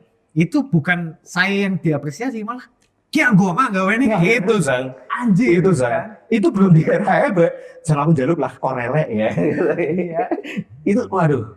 Sangat pelik sebenarnya, sangat pelik. Lah itu di dunia rekaman Zang. Sekarang kan dulu kan emang benar-benar konvensional, kita todong, dimana todong kan mic harus prima, ampli juga harus yang prima, teknis yang dipakai juga harus prima. Makanya kalau kita bilang tadi memberikan contoh lagu-lagu Beatles, lagu-lagu tadi salah satu lagu Queen, Bohemian Rhapsody, itu mahal banget kan biaya produksinya, super mahal sekali. Misal Sekarang kita direct talk, colok, gitarik, terus apik-apik temen gesture, apa yang distorsi kayak Brian May, watak bisa. misal Itu kan saya menciptakan underestimate sendiri loh. katakanlah saya tahu musik teorinya itu cuma 10% gitu. Iya. Tapi saya kepengen jadi artis musik nih, Iya. musisi gitu. Iya. Ya sangat gampang. Makanya itu tadi ada pisau bermata dua. Iya. Ketika memang aku ini DAW belum muncul ya. Katakanlah AI itu masuk ke Fruity Loop nih. Katakanlah Iya. di situ Fruity Loop bikinin intro yang kayak gini. Jadi habis Iya. itu kita bisa olah lanjut nih pakai DAW. Katakanlah oh dari F ke G saya ubah dari F ke A misalnya Iya. gitu. Nah, itu kan ngeri banget, Pak. Iya. Nah sekarang kalau kita tarik yang belakang aja Zang ya. Misal kalau tadi kita bicara metode rekaman nih. Orang sekarang kan kayak direct cukup lah di kamar. Pasti kalau ada obrolan, misal kita melibatkan satu orang yang pernah melegenda di zamannya di musik, misalnya kita undang misal Yokuswoyo gitu dari Ghost Blues. Terus dia suruh mengomentari apa yang terjadi sekarang, mesti kayak kurang lebih, wah dulu saya rekaman mas susah banget, sekarang udah gampang di kamar aja bisa. Itu kan sawang sinawangnya terasa banget. Sawang sinawang apa maning AI kan? Suno itu sudah all in. Suno sudah all in.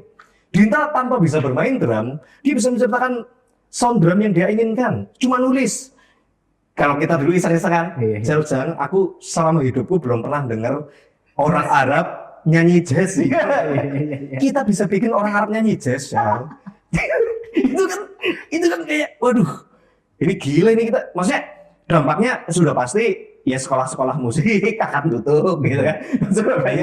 Jadi seni itu terasa tidak otentik karena yang memainkan seni itu juga orang yang tidak mengerti seni itu sendiri. Nah, itu gitu. kan, Mak. Itu berbahaya. Kita kembali tesnya visual pun kalau tidak dinilai dari sisi bagaimana memilih sebuah visual yang akan ditampilkan itu juga jadi, Pak.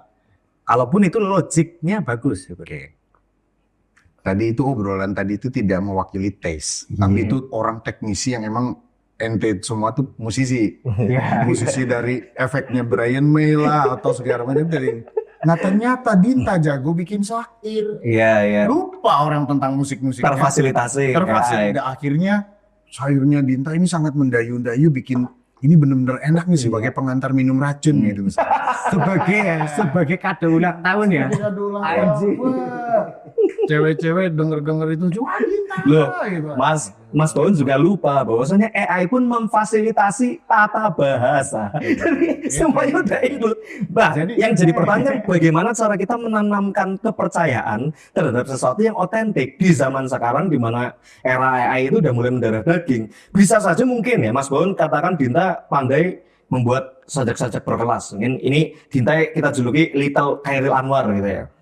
Tapi ternyata Dinta tiba di lingkungan yang baru, yang tidak semua tahu bahwasanya Dinta itu adalah Little Khairil Anwar. Pasti caranya apa yang dipikirkan pertama itu, kayak temen kayaknya orang mungkin dong, kayak gitu Mas. Jadi underestimate itu is real. Mas Tijo ini terlalu bersemangat nih. Jadi gini, hingga akhirnya gini, preferensi itu berubah. Dinta memang tidak seromantis itu. Tapi dia jago ngeprom supaya membuat aura musik itu itu lebih jadi romantis dan akhirnya saya tetap menikmati itu. Berarti mindset kita menilai keindahannya udah berbeda. Keindahannya udah berbasis IT juga. Nah, jadi akhirnya manusia-manusia peralihan seperti kita itu masih akan merelate bagaimana akhirnya manusia yang memang lahir di zaman AI. Dinta nih ngepromnya jago banget nih. Kita besok undang Dinta untuk nanti bisa ngeprom di sini. Prom bisa menjadi tolak ukur. Dia ngeprom ini. Rujukan inti, prom ini rujukan inti. Dia ngepromnya bisa jadi romantis gitu. Oke. Gimana sih dia gitu? Saya ambil kesimpulan sebenarnya. Besok pendidikan itu adalah bagaimana mendidik anak itu kritis untuk bikin prom. Gitu kan? Sama seperti pada saat Rasul ditanyai sama sebuah pertanyaan yang nggak niat, seperti yang kemarin, pasti akan dijawab dengan biasa aja.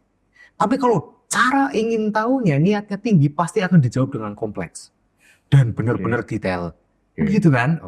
Berarti kan kita kembali jadilah manusia yang kamu akan kritis, akan logik, berpikirnya keren lah, begitu kan? Gini, prom itu sebenarnya udah ada. Prom itu udah ada. Belajar kan? Pernah tahu yang pernah melakukan bahkan sampai sekarang aktivitas belajar itu masih ada kan? Ada goalsnya, ada tujuannya, ada apa yang mau didapat, bagaimana caranya dan bagaimana. Itu sebenarnya AI pun juga iya, cuma AI melakukan itu dengan kilat. Wus. Terus akhirnya bisa jadi itu. Nah, pada esensinya proses pendidikan atau sekolah yang sekarang ada itu sebenarnya ngajarin ngeprom. Itu yang bedain misalnya Dinta sama-sama lulusan komunikasi, dia dengan temennya dia lebih oke gitu. Itu sebenarnya karena prom dia bagus. Jadi sebenarnya itu kemampuan kognitif itu di situ dan dikejarnya gimana? Dinta di dalam melek sampai malam tiap malam belajar hingga akhirnya prom itu jadi trial and error. Nah, kalau misalnya sama-sama tidak punya prom basic yang bagus, yang satu belajar sampai malam juga nggak akan sejago Dinta itu jatuhnya. Nah sebenarnya kayak Mas Fajar punya album juga kan, album musik tuh yang kuning-kuning tuh. Koceng punya. Oh iya, Koceng punya itu. Nanti bisa dicek tuh. Itu kan Pakai Suno ya begini. Pakai Suno nggak? Oh, enggak. Tapi kalaupun nanti itu di DAW muncul AI, katakanlah full film ini produksinya di situ. Itu sangat membantu banget Pak. Kok ketika inspirasi itu nggak hadir, gitu kan? Ketika memang referensi itu tidak ada, kita bikin aja pakai prompt. Masuk loh, lumayan nih. Itu juga bisa jadi rujukan. Iya. Nah, lantas kan akhirnya yang dinilai siapa? Yang dinilai sebagai penemu itu kan harusnya kan prompternya, bukan aplikasinya. Iya. Kenapa yang ditanyain aplikasi? Karena kita masa peralihan, semua pengen kayak gitu, Pak. Iya. Kita sebenarnya dari tadi ngobrol itu sebenarnya adu prom sebenarnya. Iya.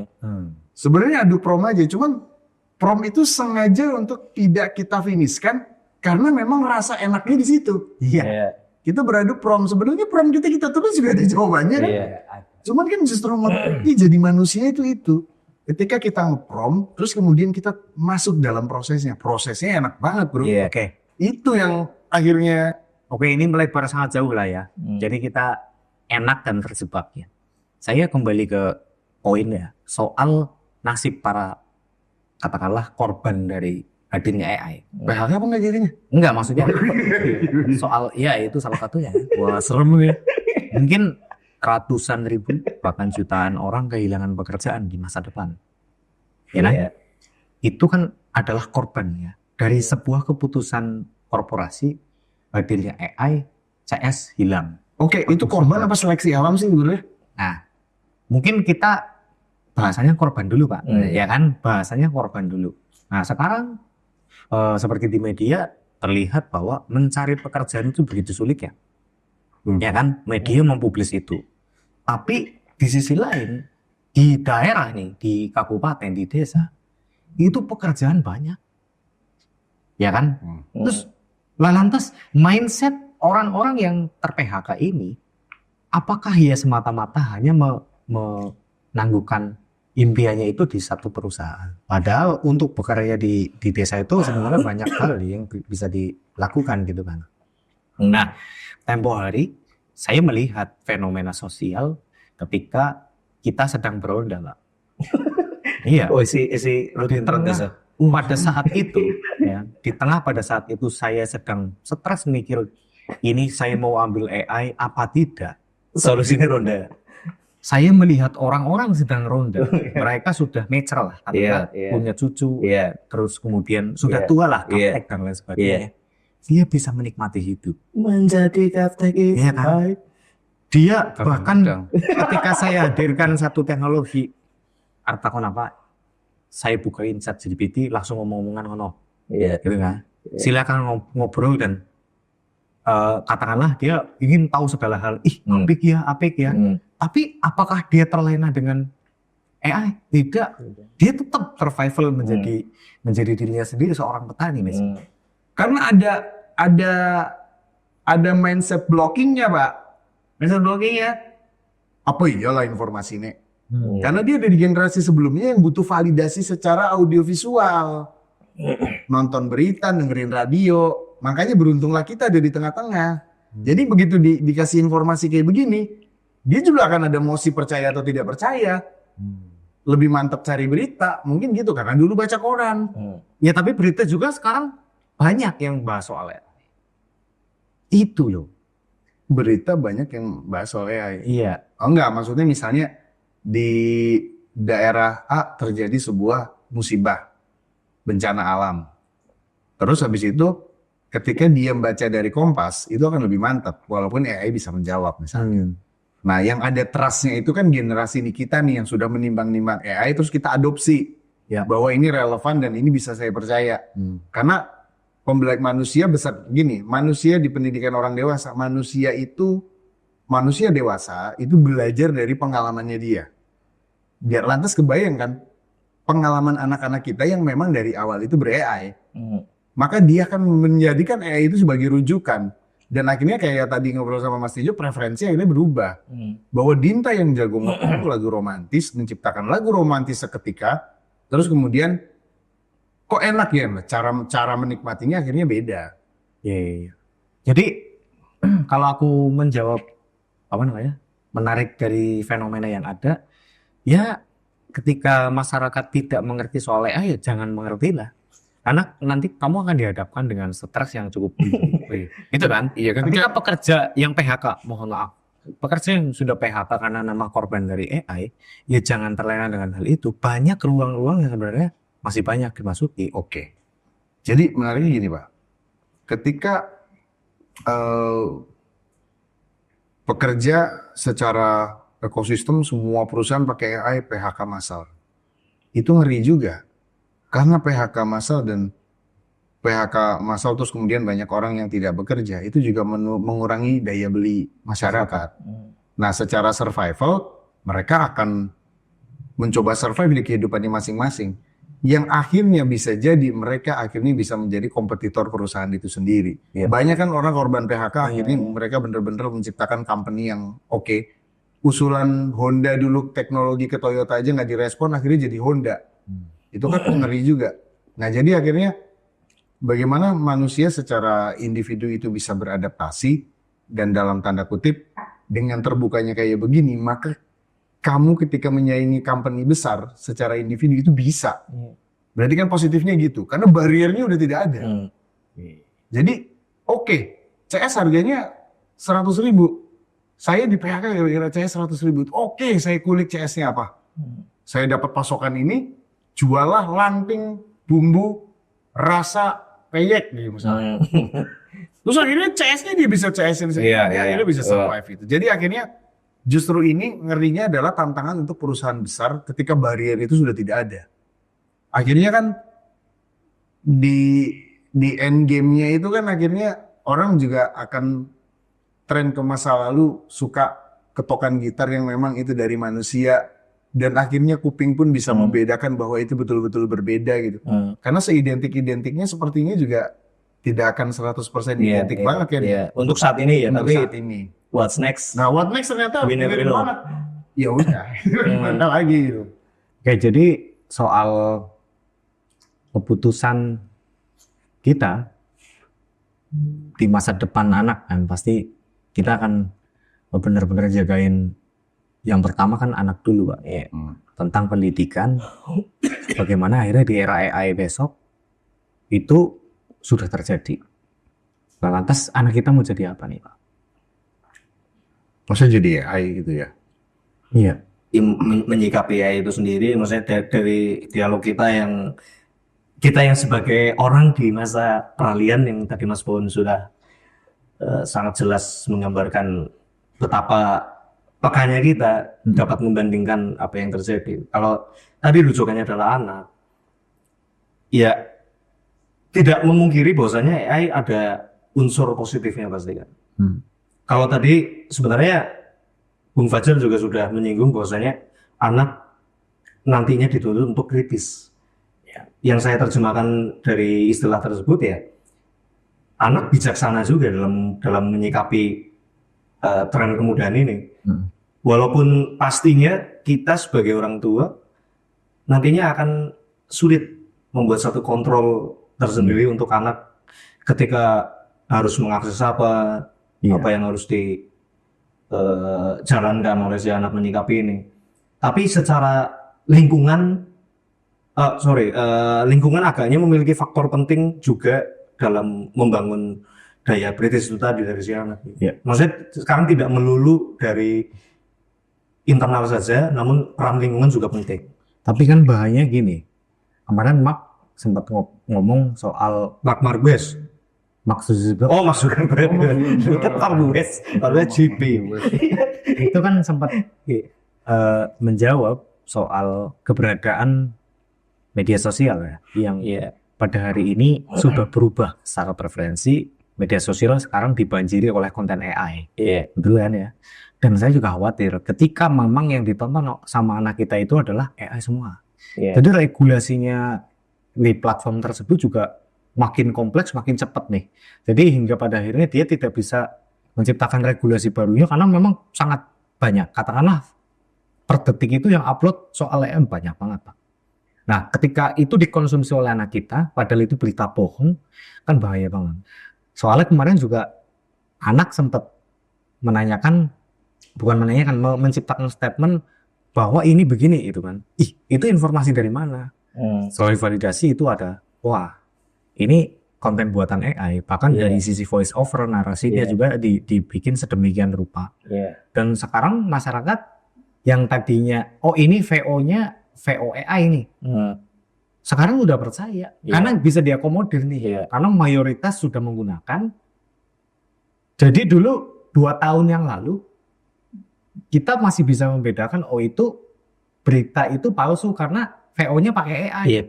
Tapi Iya. yang sekarang nggak Iya. bisa, Pak. Informasi ini menarik untuk dikonsumsi. Itu juga cukup bahaya. Kayak saya pernah nge-share ke Anda itu kan soal apabila kulit Anda hilang, Paduan. iya, kulit Anda hilang, maka ini yang terjadi. Nah, itu valid apa enggak ya? Iya. Iya. Iya. Tapi gini Jan, kalau aku tadi belum selesai menjelaskan perihal peran anak itu sendiri ya dalam menyikapi perkembangan zaman pada saat posisi dia dewasa, anggaplah di remaja lah ya, di tahun misal di 2030 plus lah, Iya. di mana AI sudah pasti sangat lebih Gila. gila lagi kan dari hari ini. Sekali lagi Zang, ini sejalan dengan episode sebelumnya Zang. Jas merah. Jangan sekali-kali lupakan sejarah. Bahwasanya ini punya korelasi dengan topik yang kita bahas tempo hari di episode yang lalu. Betapa pentingnya orang mengenal sejarah. Ya. Karena itu akan selain membentuk jati diri bangsa, itu juga akan membentuk, kalau korelasinya dengan AI ya, itu akan membentuk jati diri beliau sebagai manusia itu juga. Bahwasanya anak pasti akan tahu bahwasanya dulu, kalau dia memahami sejarah ya, dulu ada hal-hal tradisional yang dilakukan oleh bapak-bapak saya atau mbak-mbak saya. Karena pas dia tahu istilah tradisional itu sendiri atau tidak ya, saya mungkin dengan bahasa yang lain di masanya. Tapi apa kita pakai rujukan hari ini. Dulu orang mau beli HP harus ke toko misalnya, Iya. harus jalan kaki jauh gitu. Pasti narasi itu akan sampai ke mereka, ke generasi baru. Nah, ini motong ya. Ini sepertinya gejolaknya sama pasca industrialisasi, mungkin revolusi Prancis gitu kan. Dengan hadirnya mesin, gejolaknya mungkin sama. Dulu seperti apa sih Pak pada saat itu gitu? Apakah mungkin ini ya kan permesinan ditemukan, terus kemudian habis itu sampai hari ini mesin juga masih digunakan kan? Iya. Masih dan nyatanya ya aman aja sampai hari ini. Mungkin waktu itu ada gejolak. Karena kan itu tetap butuh operasional dari manusia ya. Iya. Manusia AI pun ya butuh rujukan juga dari manusia. Iya. Cuma kan skalanya lebih sangat kecil gitu kan. Bahkan satu orang sekarang pun ya kayak tadi Mas Gon menyatakan bahwasanya ada satu orang yang merupakan ex buruh, tiba-tiba dia berusaha menjawab tantangan zaman, dia di PHK, namun dia bertransformasi menjadi pedagang lanting rasa peyek gitu ya. Mesin. Mungkin nggak pada saat itu orang-orang yang terancam dari sisi pekerjaan itu berlomba-lomba untuk menghancurkan mesin pada saat itu, mungkin nggak? Saya rasa itu sebuah hal yang mustahil. Mustahil. Mungkin jadi akhirnya begini. Ketika log 10 tambah log 10 itu menjadi gampang untuk dijawab. Iya. Jadi log 10 tambah log 10 itu sama dengan 2 aja. Log 100 sama dengan 2 log 10 sama dengan 2 dikali 1 sama dengan dia 2. Misalnya gitu. Ketika masa depan mungkin anak-anak akan bisa memahami ini benar-benar Gen Z itu prototipe. Dia tahu cara bekerja, dia tahu cara berpikir. Yang PR buat dia adalah bagaimana kamu Gen Z menanamkan bisa percaya ke saya hingga saya akhirnya bisa ngarahin kamu. Nah, ketika kamu sudah diarahkan, saya juga tidak akan ngekang waktu kamu. Silakan kamu bekerja dan goalsnya ini. Dia goalsnya cepat. Bisa jadi nanti sekolah itu adalah guru yang mengajarkan bagaimana logika berpikir. Oke, dengan kayak begini, maka bidang miring itu begini. Ini kenapa persamaannya jadi begini? Nah, persamaan ini itu berguna untuk begini. Bagaimana asal persamaan ini? Cek sendiri. Lalu kamu bisa menginterpretasikan itu apa? Mereka udah bisa belajar. Ya. Jadi akhirnya AI ini bisa memaksa pendidikan itu kembali ke pendidikan yang sebenarnya. Yang setuju banget. Iya. Karena dirujuk dari fungsi pendidikan itu sendiri sebenarnya kan lebih ke karakter ya. Betul. Bukan melulu tentang akademik istilahnya. Betul. Jadi Iya, ini sepakat. pendidikan itu tidak memberi pancing untuk mereka cari ikan. Pendidikan itu menyadarkan mereka bahwa mereka itu harus cari ikan. Mau pakai pancing, mau pakai jala, tapi jangan pakai racun. Iya. Nah hingga akhirnya benar-benar yang digodok di situ adalah logiknya. Bagaimana ini kenapa sebab akibat itu akan menjadi fokus. Di situ akan terjadi kemungkinan seleksi guru. Iya. Guru yang beneran ngajar dan tahu esensi pendidikan atau tidak. Justru jangan-jangan AI ke depan akan memaksa guru itu jadi pinter bercerita. Iya. Bisa nggak Iya. guru besok jadi AI, Pak? Nggak bisa. Karena ada rasa di situ dalam Iya. mengajar. Kamu butuhnya apa? Jadi Mas Gojang rada celutak ya. Oke. Kiye. Tapi ketika logik algoritmanya mengetahui bahwa ini cara berpikirnya berbeda nih, saya luruskan nih. AI itu dibuat untuk melakukan hal tersebut, mungkin nggak? Dibanding jadi guru. Atas nama kemudahan tadi. Misal ya, saya anaknya ini bodoh dari sisi matematika. Iya. Secara algoritma dia karena kenal nih, sering berkomunikasi kan ya. Terus kemudian dia akan mengajari soal matematika kecenderungannya, Pak. Mungkin nggak AI itu jadi guru? Itu mungkin. Iya. Tapi hanya dalam rangka kognitif saja. Tapi bagaimana berempati? Gimana AI bisa berempati? Nggak bisa. Bagaimana ngajarin respect? Nggak bisa. Kecuali Jadi Korea. akhirnya muluk tata krama ada lagi. Akhirnya begitu. Bagaimana berempati? Dinta tiba, aduh ketiak banget. Apakah dengan produk pengajaran AI kan, oh darah itu mengalir deras. Darahnya Dinta HB-nya ini, karena ini. Orang dituntut unik dari satu hal yang kecil. Jadi ini pendidik itu Iya, akan iya. benar-benar mengedepankan bagaimana berempati, bagaimana berespek. Iya.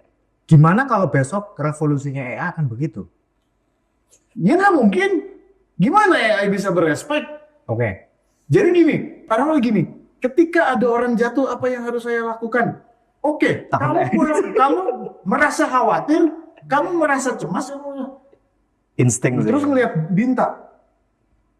Cemas itu seperti apa? Cemas itu begini. Wow, Dinta, kamu tidak apa-apa. Bukan manusia, bro. Berarti AI itu tidak akan mungkin mampu menghilangkan sisi naluri ya dari seorang manusia itu sendiri kan. Nanti dulu second. Gini, saya misal ya, katakanlah sekarang eranya adalah sosialnya minim nih Pak. Sosialnya sama sekali. Bahkan mungkin di kota besar nggak kenal nih sama tetangganya. Tiba-tiba ada sampah dibuang nih sama seseorang. Nah tahu-tahu physical AI, cloningan dari diri saya sudah diprompt sedemikian rupa supaya kamu memahami situasi kebersihan lingkungan. Kan mungkin saja ketika ada orang buang sampah, sampah itu diambil terus dimasukkan ke tempat sampah. Rasa itu ada nggak? Nggak ada rasa. Cuman ketika prompt ini sudah kompleks, Oke, itu nggak ada rasa. Itu AI fisik ya? physical AI. Physical AI itu kan jadi akhirnya berakhir menjadi tools. Iya. Tools cloningan Gojang. Iya. Lantas bagaimana Gojang yang asli tidak punya rasa? Nggak mungkin. Manusia nggak mungkin. Nah makanya, mungkin ini bisa jadi diferensiasi. Soal, katakanlah gini Pak, sekarang guru, mohon maaf, sudah gajinya kecil, dituntut untuk mengajar, gitu ya. Sedangkan dia masih memikirkan kebutuhan rumah tangganya. Untuk mengajar setengah hati. Itu mungkin fakta-fakta yang terjadi di banyak sekolahan secara... Lebih kecil dosen kayaknya deh. Ya dosen juga begitu mungkin ya Pak. Nah, apakah nggak lebih baik guru itu ganti AI aja udahlah, tuh kan? Nggak bisa. Tujuan. Jadi gini, tujuan pendidikan itu banyak olah rasanya daripada kognitifnya. Bener deh. Kita terpenjara dengan istilah akademisi itu tadi sih. Jadi orang yang ranking 1 dia dianggap berhasil dari aspek pendidikan. Menurutku ya lebih ke Lah, karena Karakter. sudah salah dari sisi cara menilainya loh. Gini, seriously ya. Selesaikanlah skripsimu, kamu akan merasakan yang namanya metodologi berpikir. Itu nampol banget. Bro. menyerang pribadi. Enggak. Itu nampol banget, bro. Jadi bahkan itu betul-betul gini. proses pendidikan yang menarik ya, kayak misalnya yang sekarang lagi polemik di UGM ya, itu cara mengajarkan cara berpikir kritis ala perguruan tinggi negeri itu tuh secara tiba-tiba kamu, loh aku udah kayak gue ya, itu kayak gitu deh. Lah sekarang Kayak gitu. ngerjain Itulah. pakai Nah, kayak gini sih kalau beranggapan ya, kalau tadi kita sempat membahas tentang segeneral itu ya, bisa diakses siapapun ya. Sebenarnya tidak menutup kalau saya mengamini bahwasanya tidak menutup kemungkinan bahwasanya apa yang bisa dikerjakan oleh seorang anak SMP dengan orang yang sudah level perguruan tinggi secara akademik, konteks akademik ya, itu bisa sama. Karena informasi apa dan sebagainya, apa yang dirujuk oleh seorang yang ada di perguruan tinggi dan SMP itu sama. Yang berbeda sekali lagi ya secara karakter, berpikirnya. cara berpikir, Iya. dan cara mereka menyimpulkan, mengambil keputusan, betul. Jadi keniscayaan itu saya rasa akan hadir dalam konteks kesetaraan berpikir ya. Namun ada yang hilang kalau tadi Mas Baun menanamkan sistem rasa pada pola pendidikan dasar gitu ya. Itu sangat membantu menempatkan aspek-aspek informasi itu di taraf yang proporsional. Jadi kalau itu pakai AI, Zang, aku yakin pendidikan karakter itu tidak akan pernah terjadi karena dia akan selalu difasilitasi untuk sesuatu yang informatif, walaupun itu mungkin informasi yang sangat real, konkret dan sangat super efisien ya. Ketika kita sebulan nembe paham aljabar ya, lagu gue rong dina langsung hafal. Namun esensi, sekali lagi kembali kepada esensi pendidikan itu sendiri kan bukan yang utama pada konteks akademiknya, namun melainkan ya bagaimana cara kita berperilaku ya, lebih ke karakter kan. Jadi gini, secara akademisi anak SMA yang cara berpikirnya seperti perguruan tinggi negeri, bisa aja dia diganjar ijazah, bisa. Lagi-lagi tadi benar kata Mas Ijo, secara karakter. Ketika di perguruan tinggi dikirim KKN, berbaur dengan masyarakat nih bro, PKL, skripsi, bulat, ketemu kancane, ketemu pacarnya, wah freshmaning, naik turun, rampung, wah akhirnya rampung. Dia tidak ngalamin itu bro. Padahal itu bagian dari pendidikan itu sendiri. Jadi akhirnya pendidikan yang jangan-jangan lingkungan memaksa bahwa pendidikan harus pulang pada esensimu. Sebagaimana pembentukan karakter, tidak hanya sebagai kemampuan kognitif. Dinten bisa aja tahu log 10 itu satu, tapi ketika log 10 itu jawabannya harus ngambil di Giri Purno, maka proses ini yang akan membentuk karakter. Iya. Ada effort, ada. Nah, mungkin saya sih tetap ini mungkin dari kacamata bisnis Pak. Ini bisa jadi peluang. Peluang bagaimana negara hadir untuk menciptakan screening terhadap kualitas manusia. Ibarat dulu waktu Jerman men-screening ras Arya itu kan pakai banyak metodologi ya. Ada yang diukur matanya, ketinggiannya, terus ditanyain sesuatu dia bisa jawab. Mungkin itu adalah screening. Tapi ketika nanti platform anak bangsa akan menciptakan jati diri bangsanya menggunakan AI, mungkin kan enak? Menciptakan jati diri bangsanya secara AI. Jati diri bangsa itu tuh, gue kebayang Soekarno, Muhammad Yamin, Hatta semuanya merumus Pancasila, deadlock jadi piagam Jakarta. Ketika waktu itu Chat GPT ada di situ, terus kemudian ngeprompt, terus disetujui bersama. Lantas apakah persetujuan itu terus oke, kita pakai ini aja, ini udah dicetin pakai Chat GPT? Nggak semudah itu juga, karena mereka melalui proses. Berapa kali semuanya nyaris mati? Berapa kali akhirnya mereka kumpul untuk merumuskan? Mereka sadar bahwa ini perjalanan, dan perjalanan ini bahkan di titik itu ketika ada AI mereka juga nggak bakal mau pakai AI. Jamin deh. Nah attitude kayak gitu gimana tuh? Itu yang akhirnya secara esensial proses itu harus dilalui. Jadi sekolah itu nggak balapan pramudah. Lepas buku, lepas komputer, kue maju kayak garap soal matematika. Misal ya yang terjadi besok ini, saya sedang sakit hati. Nah, kira-kira enggak maksudnya sama seseorang gitu kan. Kira-kira apa yang harus saya perbuat? Nah, dia akan ngeprompt nih. berdasarkan kriteria bangsa. Misal menjadi bangsa ya jangan cinceng gitu kan. Maka kamu harus apa namanya? Katakanlah semacam AI tapi sifatnya untuk mendidik gitu. Mendidik yang lebih menjadi manusia ya. Ya udah, berarti saat itu di titik ketika manusia harus dididik menggunakan AI supaya jadi manusia, manusia punah. Manusia punah.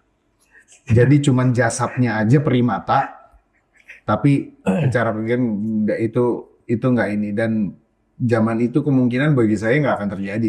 Tapi saya percaya bahwasanya jika pun apa yang tadi disampaikan oleh Mr. Fajar ini benar-benar terjadi, benar-benar ketika segala sesuatu yang memiliki rasa akhirnya dirubah menjadi robot bernama AI, ya disitulah yang tadi kita bahas di awal, penjajahan itu memang nyata. Akhirnya kita dijajah oleh teknologi ini. Ya kalau tadi Mas Fajar singgung perihal guru yang dirubah menjadi AI, tidak menutup kemungkinan security apa? Ini mungkin Security negara juga dibuatan AI, presiden AI. akhirnya kan ada pertimbangan Pak. Misal sosok apa namanya pemerintah melihat bahwa realita guru di Indonesia itu begini misalnya. Katakanlah lebih dari 80% itu guru tidak bisa menjadi guru. Katakanlah tidak bisa memberikan contoh yang baik dari sisi akurasi dia sebagai manusia. Misal. Ya, berarti kan pemerintah ini sama-sama stres kan. Seperti saya mau ngubah jadi AI, Cuma saya tetap mempertahankan pekerja, apa saya harus PHK gitu kan? Ini ada dilematis yang mungkin cukup kompleks ya, karena kita akan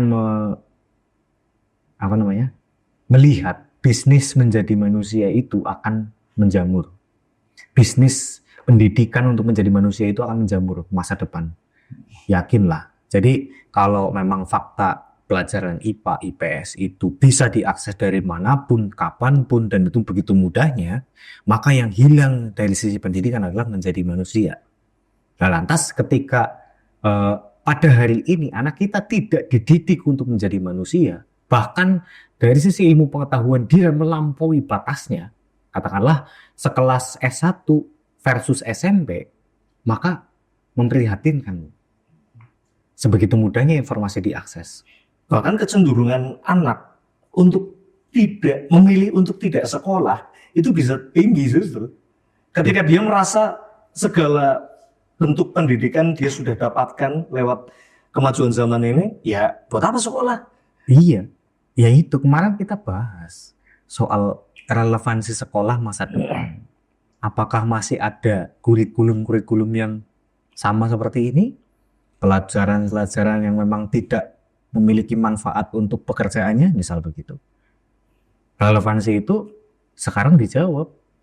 Saya belajar matematika, saya bekerja sebagai kurir, gitu. Cuma, nah itu fenomena seperti itu akan dijawab oleh AI juga ya. Saya sebagai sarjana elektronika yang berujung kerja sebagai teller bank, ya kan. Itu kan fenomena yang di sisi lain miris, tapi atas nama mencari roda ekonomi lah ya. Iya, orang akan mentolerir itu. Iya. Enggak gini sih. Ketika bedain aja dah, gini ya. Ketika ada seorang sarjana matematika yang terus kemudian berakhir menjadi teller bank, itu jangan-jangan dia hanya memenuhi kemampuan kognitif saja. Begitu dilihat ternyata dia kumlot. Yeah. Tapi dia tidak bisa mengeksplorasi sisi matematikanya gimana. Banyak Pak. Nah, terus ada lagi sarjana peternakan di percetakan, bro. Wow. Iya. Nah, bisa. iya. Jadi jangan-jangan saya di sini berhasil tahu esensi. Dia tahu esensi riset itu apa dan bisa nyelesain beberapa titik. Jangan seperti itu. Nah, kenapa nggak akhirnya untuk posisi sarjana atau S1, S2, S3 dan sebagainya, itu semata-mata jangan salahkan jurusannya dan jangan salahkan kampusnya, Tapi itu sudah menjadi free will dia, bagaimana belajar dia yang dia lalui. Udah semata-mata itu aja. Sarjana peternakan saya clearkan kembali. Peternakan yang berujung kepada research and development. Walaupun ilmunya tidak keluar secara menyeluruh. Ya praktek membuat rumput agar segar dikonsumsi, tapi kan tidak bisa dijalankan. Oh enggak, tapi di jenjang berikutnya kapan nih? Jenjang berikutnya kan bukan peternakan murni, ada di sains. Basis jadi marketing gitu ya. Iya, itu akhirnya gimana? Basis jadi Oke, marketing. misalnya itu marketing yang dilakukan apa sih, Bro? Ya oke lah, dari aspek Mas Bawon yang akhirnya terbuka lah ya sebagai sarjana peternakan yang kepercetakan. Cuma kan contoh-contoh yang ekstrim itu kan banyak Mas. Kayak tadi yang aku kasih contoh elektronik menjadi teller banget itu kan. Kalau tadi matematika menjadi teller masih make sense lah, masih ada angka di situ. S2 jadi Gojek sekarang. Nah, S2 jadi Gojek dan sebagainya. Apakah AI mampu menjawab menjawab fenomena itu? Walaupun aku nggak bilang itu fenomena yang salah, terserah lah preferensi orang mau kerja jadi apapun, terlepas latar belakang pendidikan seperti apa ya bebas. Cuma ketika AI itu terjadi, AI itu akhirnya tumbuh pesat, apakah orang di masa depan nanti pun mampu menentukan arah secara presisi dari apa yang dia kuasai? Ya kayak sekarang kan sedang menjalankan, aku dengan keadaan mata gelap seperti ini kan, aku bisa main musik. Ya udahlah, mungkin aku harus mencoba fokus di musik karena aku bisanya musik. Kebetulan bisanya musik ya. Jadi bagaimana kabar seorang lulusan atletik misalnya? Atlet ya kan. Itu dipercetakan juga itu kan. Ya mungkin ada korelasinya fisikal, kayak kalau yang bersangkutan dia basicnya kan memang benar-benar ya tadi Mas Bawan sudah singgung pelatih bola ya. Mungkin pelatih bola kan tidak hanya melulu tentang taktikal, tapi man management dan sebagainya. Kebetulan ada jabatan yang cocok dengan beliau saat ini sebagai manajer gitu. Di situ fungsi man managementnya dipakai. Walaupun dialektikanya berbeda ya. Kalau dulu kan, hey, kamu itu pemain bintang, tapi tolong kamu harus teamwork, jangan bermain individu. Nah, kalau di desain mungkin, weh, kamu jangan paling show off. Desain itu sudah ada regulasinya, udah ada template-nya. Kamu kalau regulasi menyatakan itu harus dicat merah, jangan sekali-kali merubah itu menjadi hijau, teman ya. Tetap terpakai itu ya. Cuma yang miris itu yang benar-benar keradak loh. Kan banyak sekali lah kayaknya ya. Apakah emang menjawab itu? Oke, ini menarik banget. Iya mungkin Cuma bisa saya sudah kan hampir 2 jam ya. 2 jam ini. Ini apa bisa-bisa jangan-jangan jadi 2 episode nih. Sejam-sejam. Besok buat snack lah. Oh iya, ini menarik sekali. Tadi saya yang buka ya. Iya, itu Oke. silakan. Ini menarik sekali. Jadi bagaimana AI dan bagaimana relevansi AI pada perkembangan zaman. Ini tadi baru masih kemungkinan probabilitas yang terjadi. Ini baru kulit. Baru kulit. Jadi suatu hari AI akan menemukan keniscayaannya itu seperti apa dan bagaimana tatanan sosial masyarakat itu berubah di AI, bagaimana stigma-stigma itu berubah dengan AI makin menjamur dan makin mudah aksesnya dan makin murah. Maka coba lihat podcast ini kembali di 5 sampai 10 tahun lagi. Jangan-jangan ada yang benar gitu kan ya. Coba dilihat lagi.